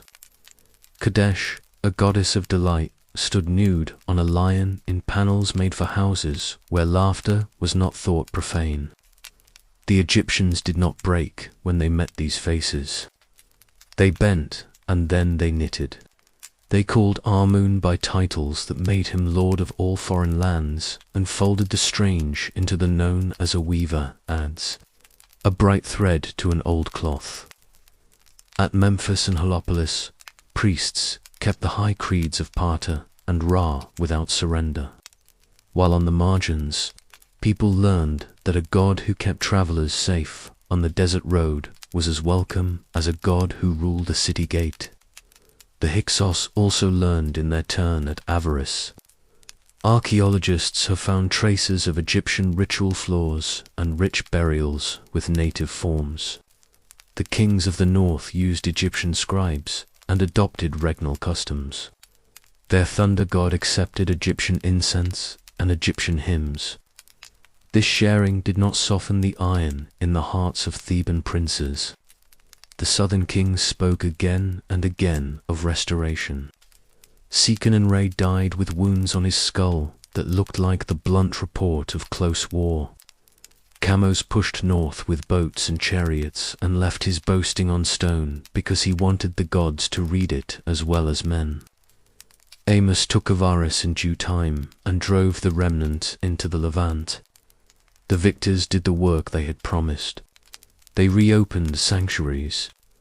They endowed offerings. They rebuilt walls and swept shrines and spoke to gods with voices that did not tremble. Yet the memory of the storm did not fade.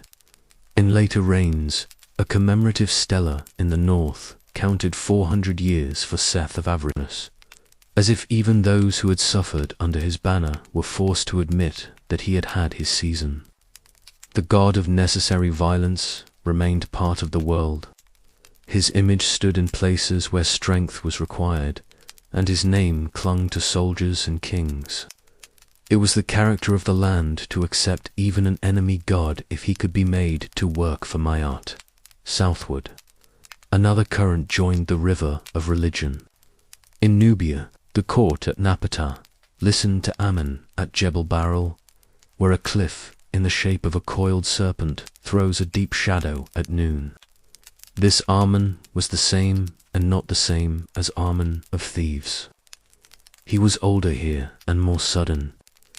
When Theban armies marched into Kush, they brought temples and hymns, and in return they found Dadan and other southern gods waiting with long memories of their own. The two traditions embraced. In the centuries that followed, Nubian kings would one day wear the crowns of Egypt and claim the blessing of Ammon from both mountains at once. Even in the troubled time of the Hyksos, Egypt learned that borders are not walls. They are markets where gods are traded and married off and adopted and given. New epithets that make the map of heaven look like the map of the earth. The change began softly in Thebes when a young king raised new altars to the sun and ordered open courts for a god who needed no walls. He was born Amenhotep, beloved of Ammon. Yet in the early years of his reign, he set his face toward a disk of light called the A10, within the precinct of Kerak. He built great courts without roofs, forests of offering tables under the open sky, and pylons faced with small limestone blocks that could be set with speed. There the sun did not shine upon a veiled statue in a dark chamber. It fell full upon bread and flowers and slaughtered bulls, while priests chanted names as long as a river. As the devotion sharpened, so did the resolve. The king renamed himself Akhenaten, servant of the Utin. The old gods receded. The name of Ammon was hammered from stone, even in the carts of the king's own father. Shrines were sealed. Revenues that had fattened ancient cults were diverted into new granaries where sunlight was the only image required. In the 5th year, the king sought a fresh horizon. He sailed north along the river and chose a bend where cliffs open in a wide bay. He carved boundaries steely into the living rock and swore an oath that this ground, which he called Akhenaten, the horizon of the belonged to the sun and to no other god. A city rose with astonishing haste. There were broad streets and palaces with painted floors that showed water and birds and flowering trees. And there were 2 great temple complexes whose sanctuaries were courtyards open to the sky. The sun fell on thousands of white altars like snow that does not melt. In the palaces, the king and queen Nefertiti appeared in scenes that felt more like a family album than royal propaganda. They sat together beneath the disk whose rays ended in tiny hands that offered the ankh to their nostrils. They kissed their daughters. They leaned against each other in chariots. Their faces were long and thoughtful. Their bellies and hips and necks were drawn with a softness that earlier ages had not granted to kings. The art was a theology. Life itself came straight from light, not from a god hidden in a shrine. The royal household was the sole proper court for that light. The creed that flowered here is preserved in hymns carved on the tomb walls of courtiers. The great hymn to the Aten praises the sun that wakes the birds, and calls the herds from their stalls that steadies the ships on the river and gives breath to Syrian hills and to Nubian deserts as readily as to Egyptian fields. Day is the gift and night is the test. When the Aten sets, the world sleeps as if dead, and when he rises, hearts awaken. There is little interest in caverns or judges or maps of the night. Osiris is quiet in these texts. The judgment of the heart is set aside. What matters is to live in the sun while the sun gives life, to breathe the pure light through the royal couple who alone can properly worship on behalf of the land. No cult statue received offerings. The Aten had no face a human hand could carve. The image was the disk and the rays. The priests of Ammon and of other gods found their estates emptied. Tombs at Akhenaten speak of a hope to bask in sunlight forever, rather than to stand before Osiris. Yet even here the old habits murmured in corners. In the workman's village near the new city, little figurines of bees and toweret have been found in houses tucked away, as if grand policy could not follow a mother into a birthroom. Faith in the home is patient, and it does not forget how to draw a circle on the floor when a child is sick. The end came with the quiet violence of court death and thin harvests. Akhenaten died in his city by the cliffs. A shadow of a successor flickers in the record. Perhaps a Kurula who took the crowns for a season. Perhaps the queen herself beneath another name. The story is broken stone and guesswork. What is clear is that a boy soon stood in the place of the king. His name at first honored the Aten, then it honored Ammon. Tutankhaten became Tutankhamun, living image of the Hidden One. The court moved back toward the old centers. A stele of restoration speaks with the indignation of a people who felt abandoned. The temples were fallen and the shrines were overgrown. The gods had turned their backs. Now the statues were clothed, and the sanctuaries reopened, and the offerings restored, as in the first time. I guided the boy and wore the crowns after him. Horam, a general who understood both sword and seal, followed and made the erasure complete. He issued edicts against corruption. He chiseled out the names of the heretic court. He dismantled the city of Akhetaten stone by stone.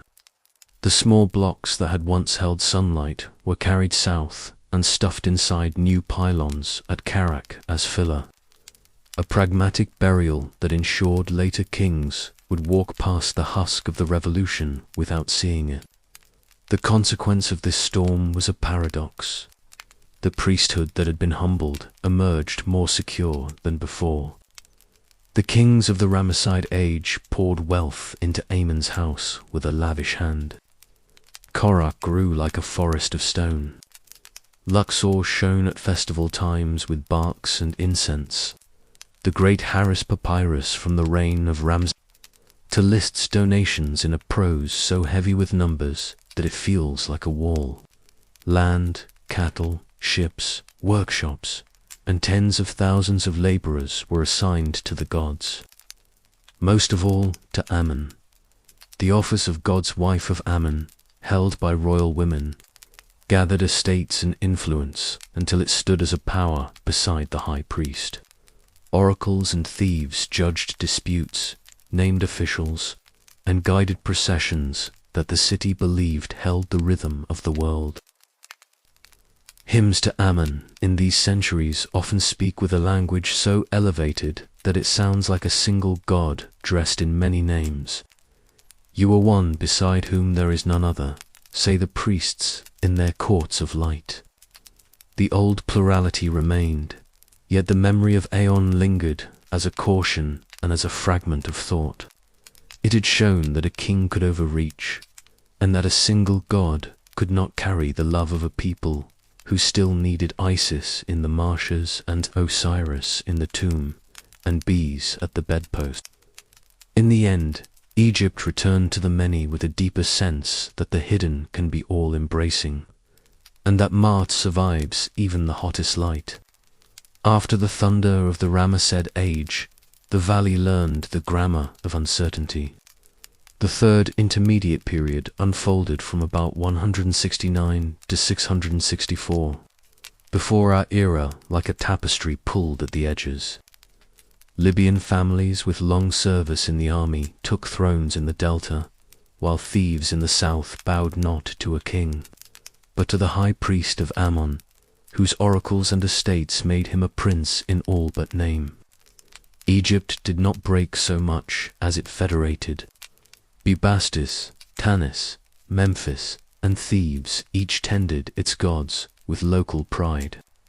Inscriptions from Karak record, vernacular judgments that settled lawsuits and named officials, proof that the hidden gods still ruled the public square.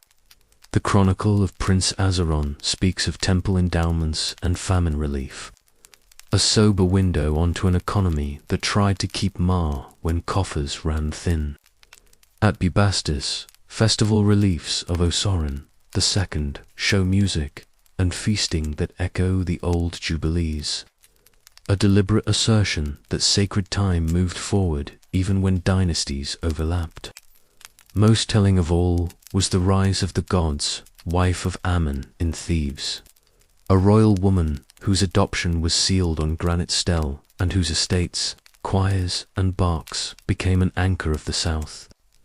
The office kept the river of offerings flowing and turned succession into ritual rather than civil war. Egypt survived by putting politics into cult and cult into politics until the two could not be told apart. From the far bends of the river, another current entered with conviction and grace. In the hills above Napata stood Jebel Barkal, a cliff that looks like a coiled serpent in a crown. And there Aman revealed himself to kings of Kush, parsailed north with a piety that reads like a sermon carved into stone.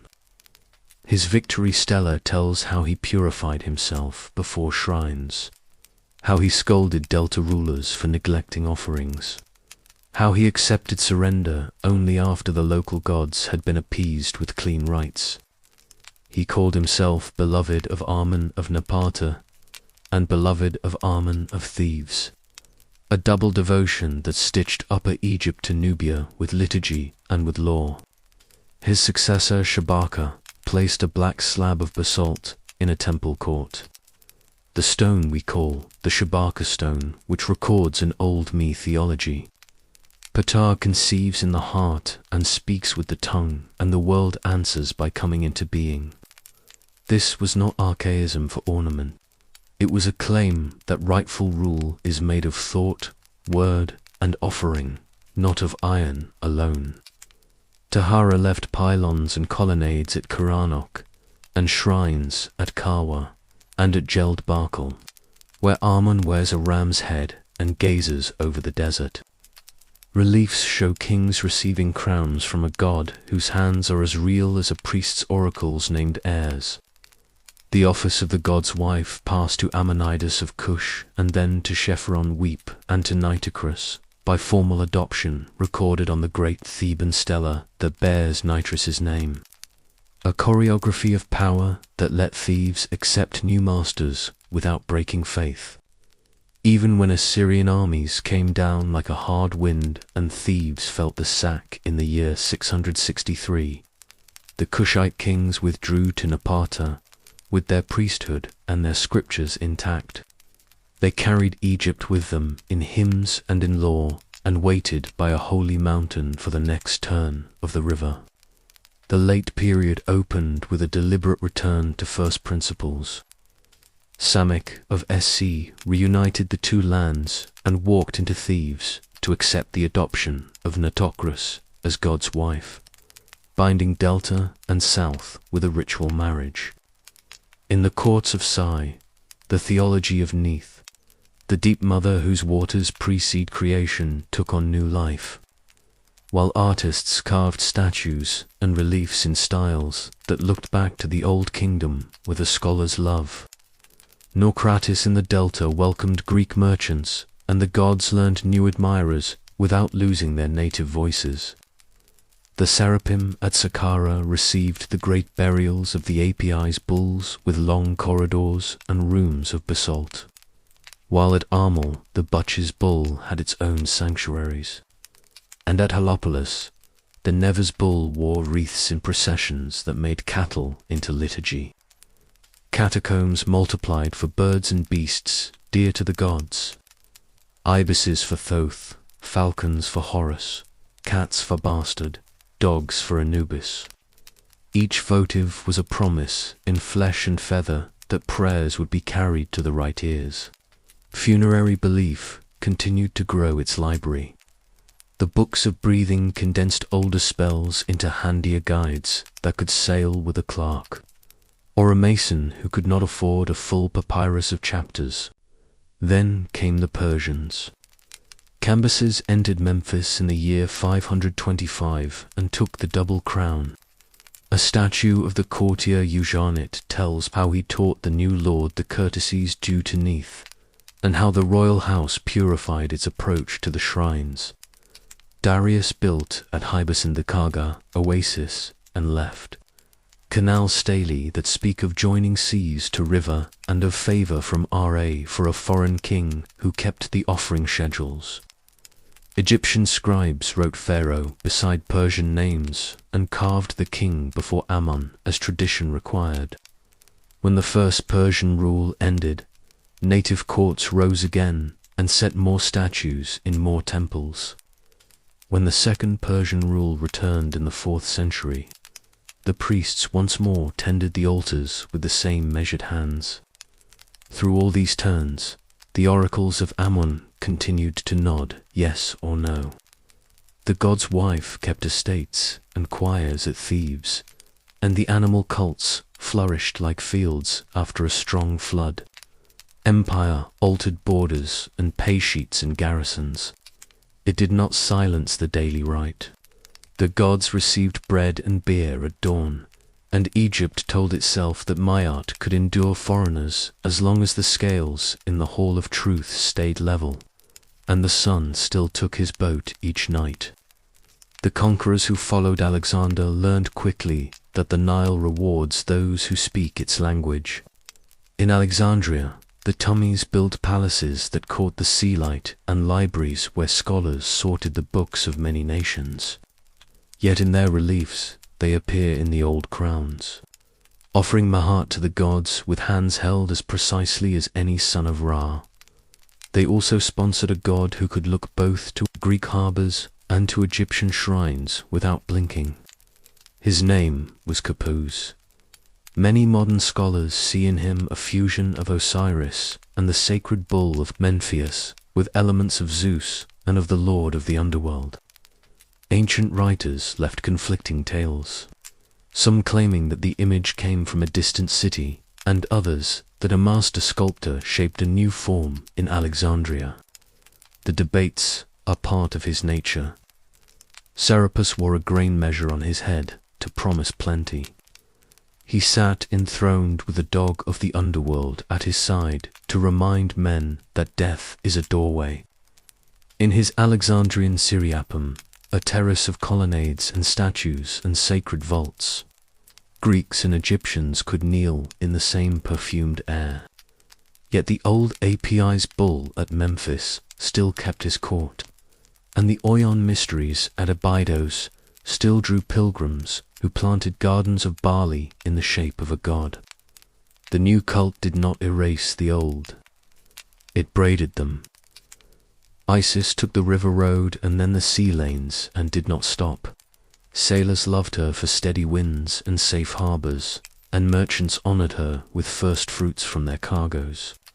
On Delos, where ships crowded the quays, shrines to Isis and to Serapis gleamed beside stoves and treasuries, and dedications in Greek promised thanks for rescue from storms.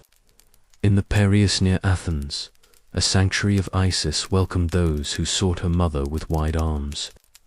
In Italy, the songs of Isis sounded in Pompeii, where frescoes show her priests with shaved heads and white linen and censers that pour out sweet smoke. In Rome itself, the Iseum campans rose on the campus marshes, its black basalt statues and obelisks, planted in a foreign city like cutings that took root. The cult met suspicion and favor by turns, but it endured because it offered a personal covenant in a world of empires. A woman could call Isis my lady and expect an answer. A sailor could promise a vow and return to hang a plaque that named the day and the wind that spared him.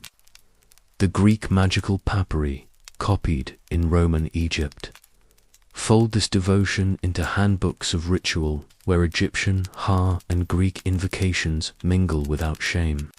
A spell might call Isis by Egyptian epithets, and also by names that echo the mysteries of other lands, while Hermes and Thoth are treated as one wise god who teaches letters to magicians as well as to kings.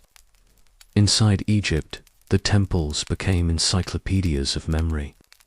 At Edfu, on the west bank of the river, masons laid the first stones of the great house of Horus in the reign of Ptolemy III, and the last inscriptions were cut under a Roman emperor. The walls carry long sacred histories that priests said were copied from ancient writings kept in the libraries of earlier shrines. There is a cosmology where the first mound rises and the falcon receives his domains. There are ritual dramas in which Horus hunts the companions of Seth with harpoons, each thrust preserving the world from the monster of the marsh. The calendar of festivals marches across the stone like an army of days. The writing is dense, the scenes are precise, and yet the mood is not nostalgic. It is triumphant. To carve a myth is to keep it alive. At Dendora, the temple of Hathora rose with delicate capitals shaped like the face of the goddess, and with a birthhouse, where the child is celebrated with siesta and song. On a ceiling now, far from its home, the signs of the zodiac wheel in painted relief. A map of sky that shows how Egyptian thought could welcome the star law of foreign sages and translate it into the language of the Nile. At Combo, a double temple honored Sobig, the crocodile, and Harrower, the elder Horus. A frank admission that the river gives both danger and protection. Farther south it fell, an island so lovely that travelers praised it for centuries. Isis ruled as queen of boundaries. Her priests kept alive rites for Osiris and for the child Horus, and her bark traveled in processions that made the water itself a sanctuary. In later centuries, the last hieroglyphic inscription would be cut there, and the last deotic prayer would be scratched by a pilgrim in the age of emperors. The place felt like the final green before the cataracts. The language of power learned new scripts and kept the old. The priests who crowned Tommy V issued a decree at Memphis in the year 196 before our era that praised the king and set out honors for the gods. It was carved in hieroglyphs for the temples, in Demotic for the courts, and in Greek for the council houses.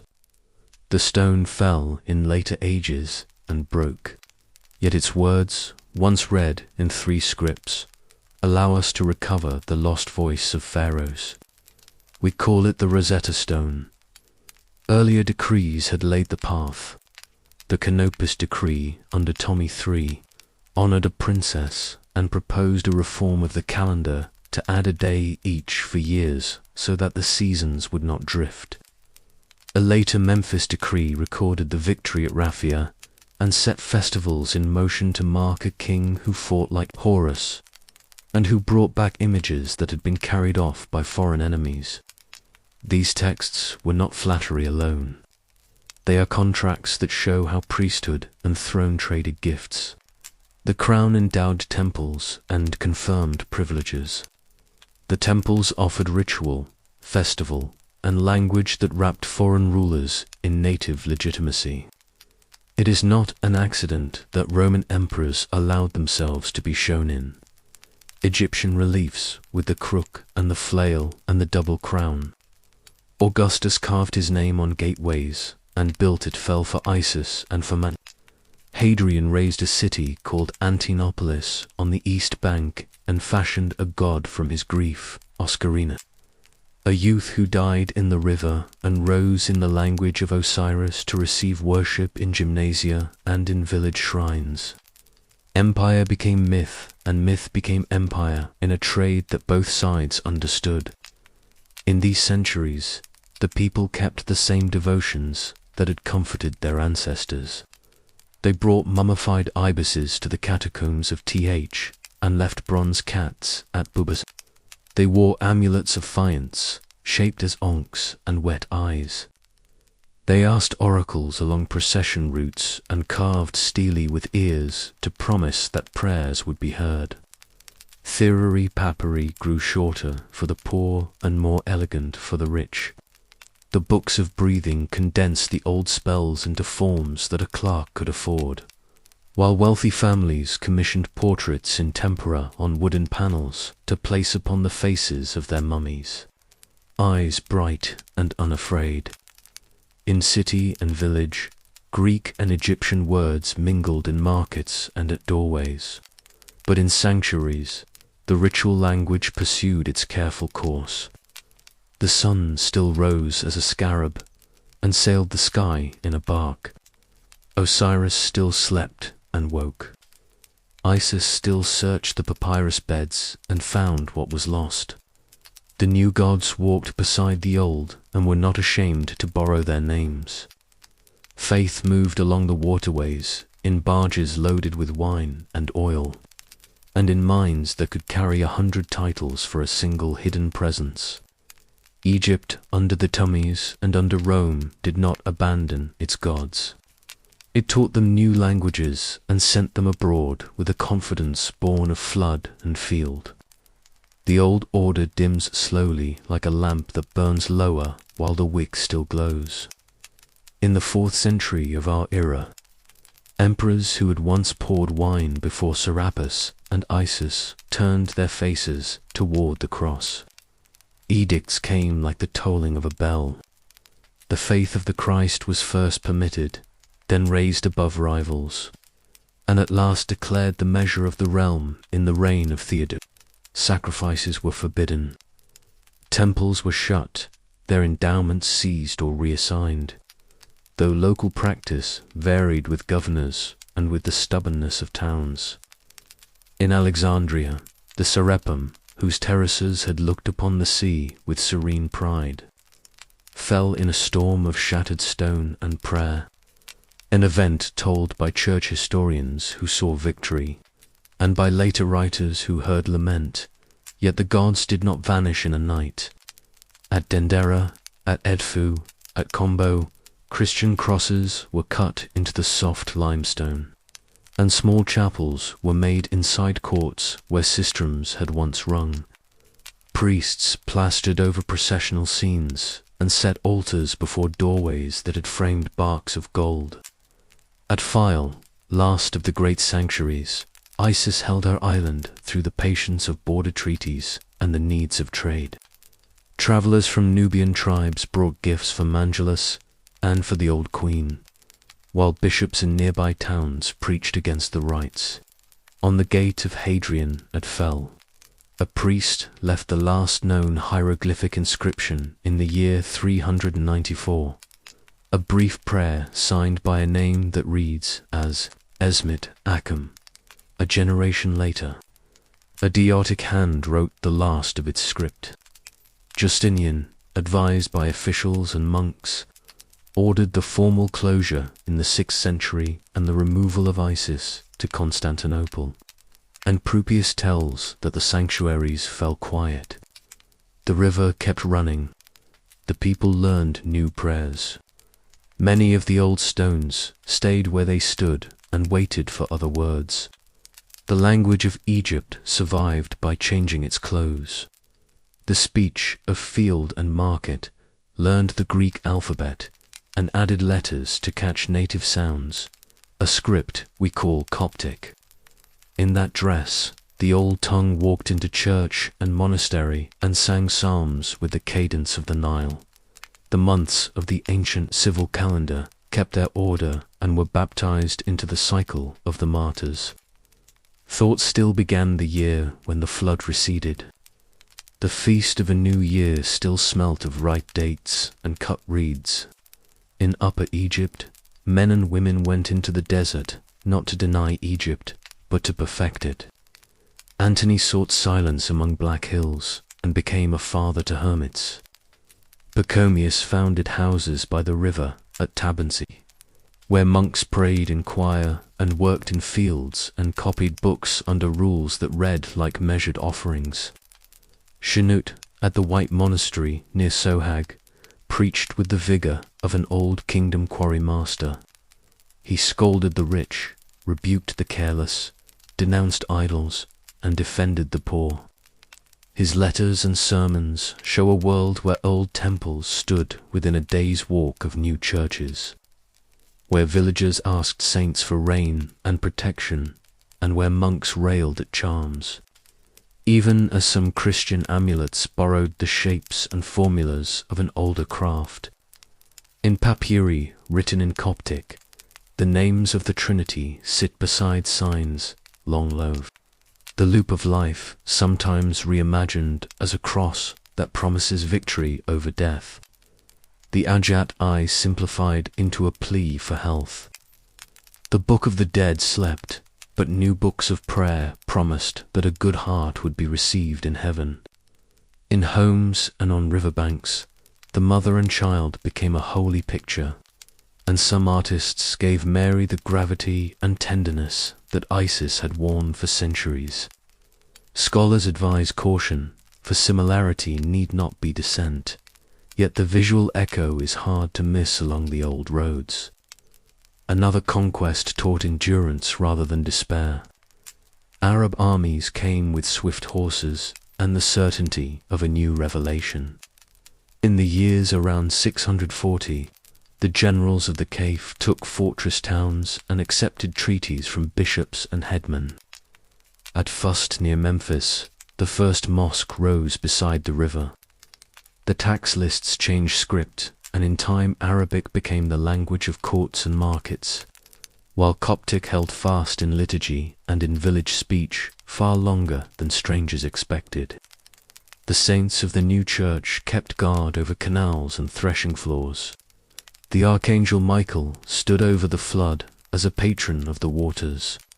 Monasteries in the Wadi Notran kept libraries and welcomed travelers from many lands. The memory of the temples shifted into stories of vanished kings and into the authority of sacred places reused. At Luxor, a mosque took shelter within the courts of a Phoenician house, a living witness that worship never left the riverbank, only changed its address. In the countryside, people wore small crosses as their grandfathers had worn amulets. They wrote charms that pleaded with the God of Abraham to send scorpions away and to bless the first cry of a child.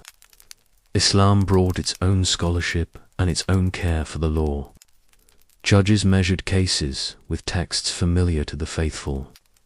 Chroniclers preserved tales of famine and flood and of the lives of holy men and women. The Nile still rose and fell. The harvest still turned on canals and dikes that could be traced on maps from the reign of a pharaoh. The gods of Egypt had been asked to sleep, but the habits they taught had become second nature. People kept names in calendars, kept lights before images, kept the belief that justice is a balance, and that words shape the world. The old faith did not die at once. It seeped into the foundation of a new house and gave it a floor that felt like the river's mud after the flood, firm and cool and ready for seed. The silence of the temples did not last forever. In the summer of the year 1799, soldiers digging near a ruined fort at Rashid lifted a dark slab whose surface shone with three kinds of writing. Priests at Memphis in the reign of Ptolemy had ordered a decree carved in the stately hand of hieroglyphs for the gods, in the swift curves of Demotic for the courts, and in Greek for the councils. The stone itself had fallen, had broken, had been reused and half buried, but the decree endured like a sealed letter waiting for eyes that could read it. In Alexandria and then in London, scholars puzzled over the parallel lines. Thomas Young tested carts that held royal names and guessed at sounds. Jean-Francois Champollion, who loved Coptic as a living heir of the old tongue, saw further. He announced in his letter to the Academy in the year 1822 that the signs of the temples could speak in more than one way. They could picture a thing. They could hint at its class with a final sign, and they could also carry sound. He read to me in Cleopatra, then Ramseses and Thutmose, and at last a whole grammar stood where fancy had wandered. A script, long thought to be pure symbol, became a language again. The dead uttered names and dates and prayers, and those words placed the old religion back in its rooms. The century that followed was a pilgrimage of careful eyes and patient hands. Napoleon had carried scholars as well as soldiers to the Nile, and their description of Egypt, a mountain of plates and notes, fixed temples and towns on paper before they could vanish. Auguste Marriott walked the sands with the instincts of a hunter, found the buried streets of the Syriopum at Saqqara with its long corridors, lined with sarcophagi for sacred bulls, and founded a service to guard the monuments. Flinders Petrie came with measuring cords and notebooks and taught excavation to count every shard, to love potsherds as much as statues, to read layers of sand as a chronology in earth. At Thebes, James Burton copied the paintings of the kings. Then Champollion and Rosaline took drawings and squeezes, and later Teams recorded every hour of the night that the royal tomb walls narrate. In the year 1922, Howard Carter knelt before a sealed doorway in the Valley of the Kings and saw the glint of gold through a crack, a sight as bright as the dawn over Memphis. Inside lay a boy king on his bed of lion-footed wood and gold, wrapped in linen and nested in coffins and shrines. A rarey world kept with a care that confounded those who believed that desert always devours memory. Newspapers sold curses with ink as cheap as sand.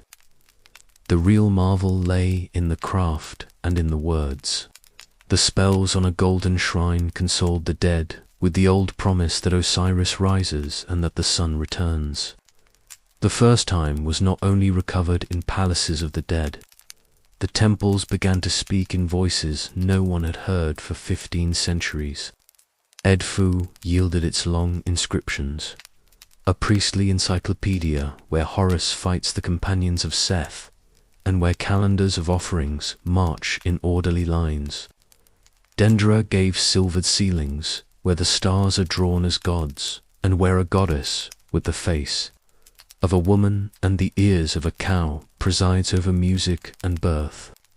File whispered to surveyors that the river had always been a liturgy.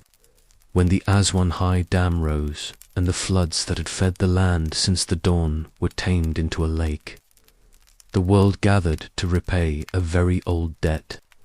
Engineers cut Abu Simbel into blocks and moved the seated colossi of Ramses above the new shoreline. The island of Fel was fled with its temples to a higher ground at Agilia, so that Isis would not drown. The rescue became itself a festival of Maat, a demonstration that measure and will could save what time and water threatened. On stones across Egypt, epigraphers traced faint signs with light and paper, and photographers fixed colors before they pulled. Scholars catalogued and translated and argued, with a seriousness that the priestly schools of Heliopolis and Memphis would have recognized. A second life for Egyptian myth grew beyond scholarship, part truth and part romance. In European capitals, obelisks were raised beside rivers, the one from Luxor in Paris, and a pair called Cleopatra's Needles in London and New York, silent spines of the sun transplanted to colder skies. Museums filled with granite and gold, and with figures of bees and Taweret, who look as friendly in glass cases as they did on bed legs in Thebes. Opera houses staged Ida, with trumpets and moonlit courts where choruses praised Ptah and Isis as if grand music could rebuild. Memphis for an evening. Secret societies and novelists borrowed gilded images and turned them into riddles and orals.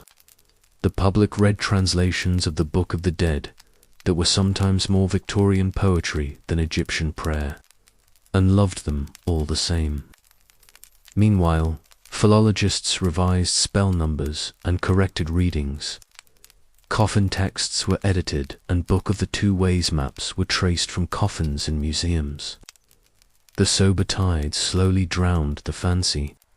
Scholars showed how the flood rises because the sun draws the waters south and because equatorial rains fill the channels. And at the same time they kept respect for the people who made the rising Nile into a promise of eternal return.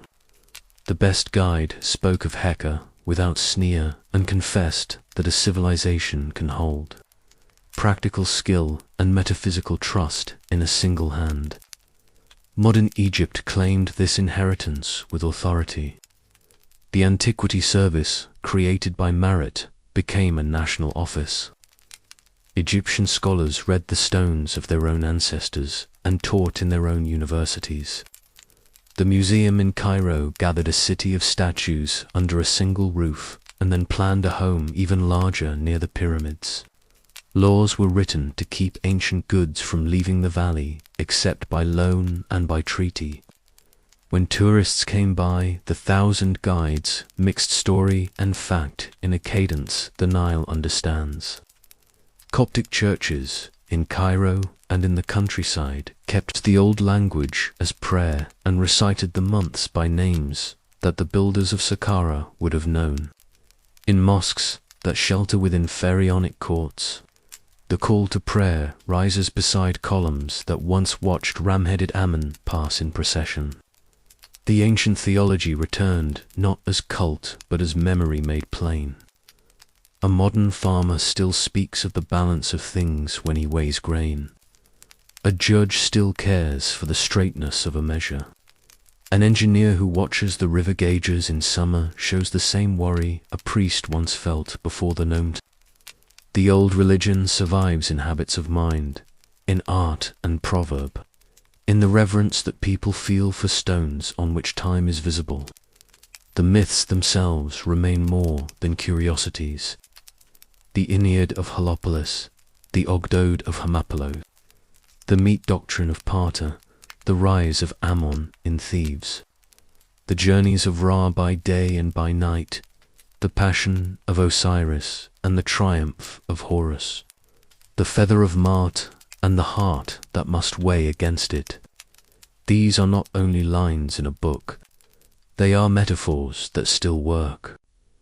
They teach that creation is an act renewed every morning, that names secure a place in the world, that justice is a balance and not a shout, that mourning can lead to mending, that order and storm must find a settlement. When visitors stand at dawn on the Giza plateau and see the sun line the edge of the stones with fire, they feel what the first builders felt. When a child in a museum presses her face to the glass to look at a blue fence amulet in the shape of an eye, she is looking at protection made visible. When a scholar reads a spell that a scribe copied onto a sarcophagus board 4,000 years ago and understands every word, the world shrinks and deepens at the same time. The river has not ceased to teach. Egypt did not disappear. Its gods found new names.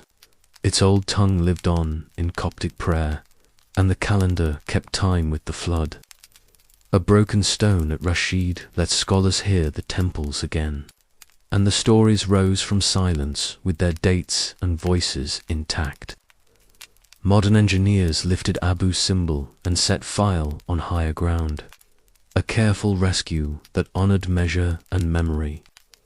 Today the statues stand, the texts can be read, and the river still shines at dawn. That is enough to know that the first morning is never far away. This concludes our journey through the glorious pantheon and eternity philosophy of ancient Egypt. My life was based on Matt's universal balance. This was not just a rule, but a vital necessity for the cosmos' continuation. We learned that Osiris's resurrection was a promise of rebirth, repeated in every Nile cycle and the soul of every Egyptian. Anubis, the judge, weighing our heart lighter than a feather in the hall of the dead, determined our life and moral values. This mythology guided everyone from pharaohs to peasants in their afterlife life. Every journey of Ra's sun barge shows that Chaos Apep is under constant threat. Having learned the secrets of this magnificent, moral, and eternal life, don't forget to subscribe for our next adventure. Perhaps ancient Inca legends,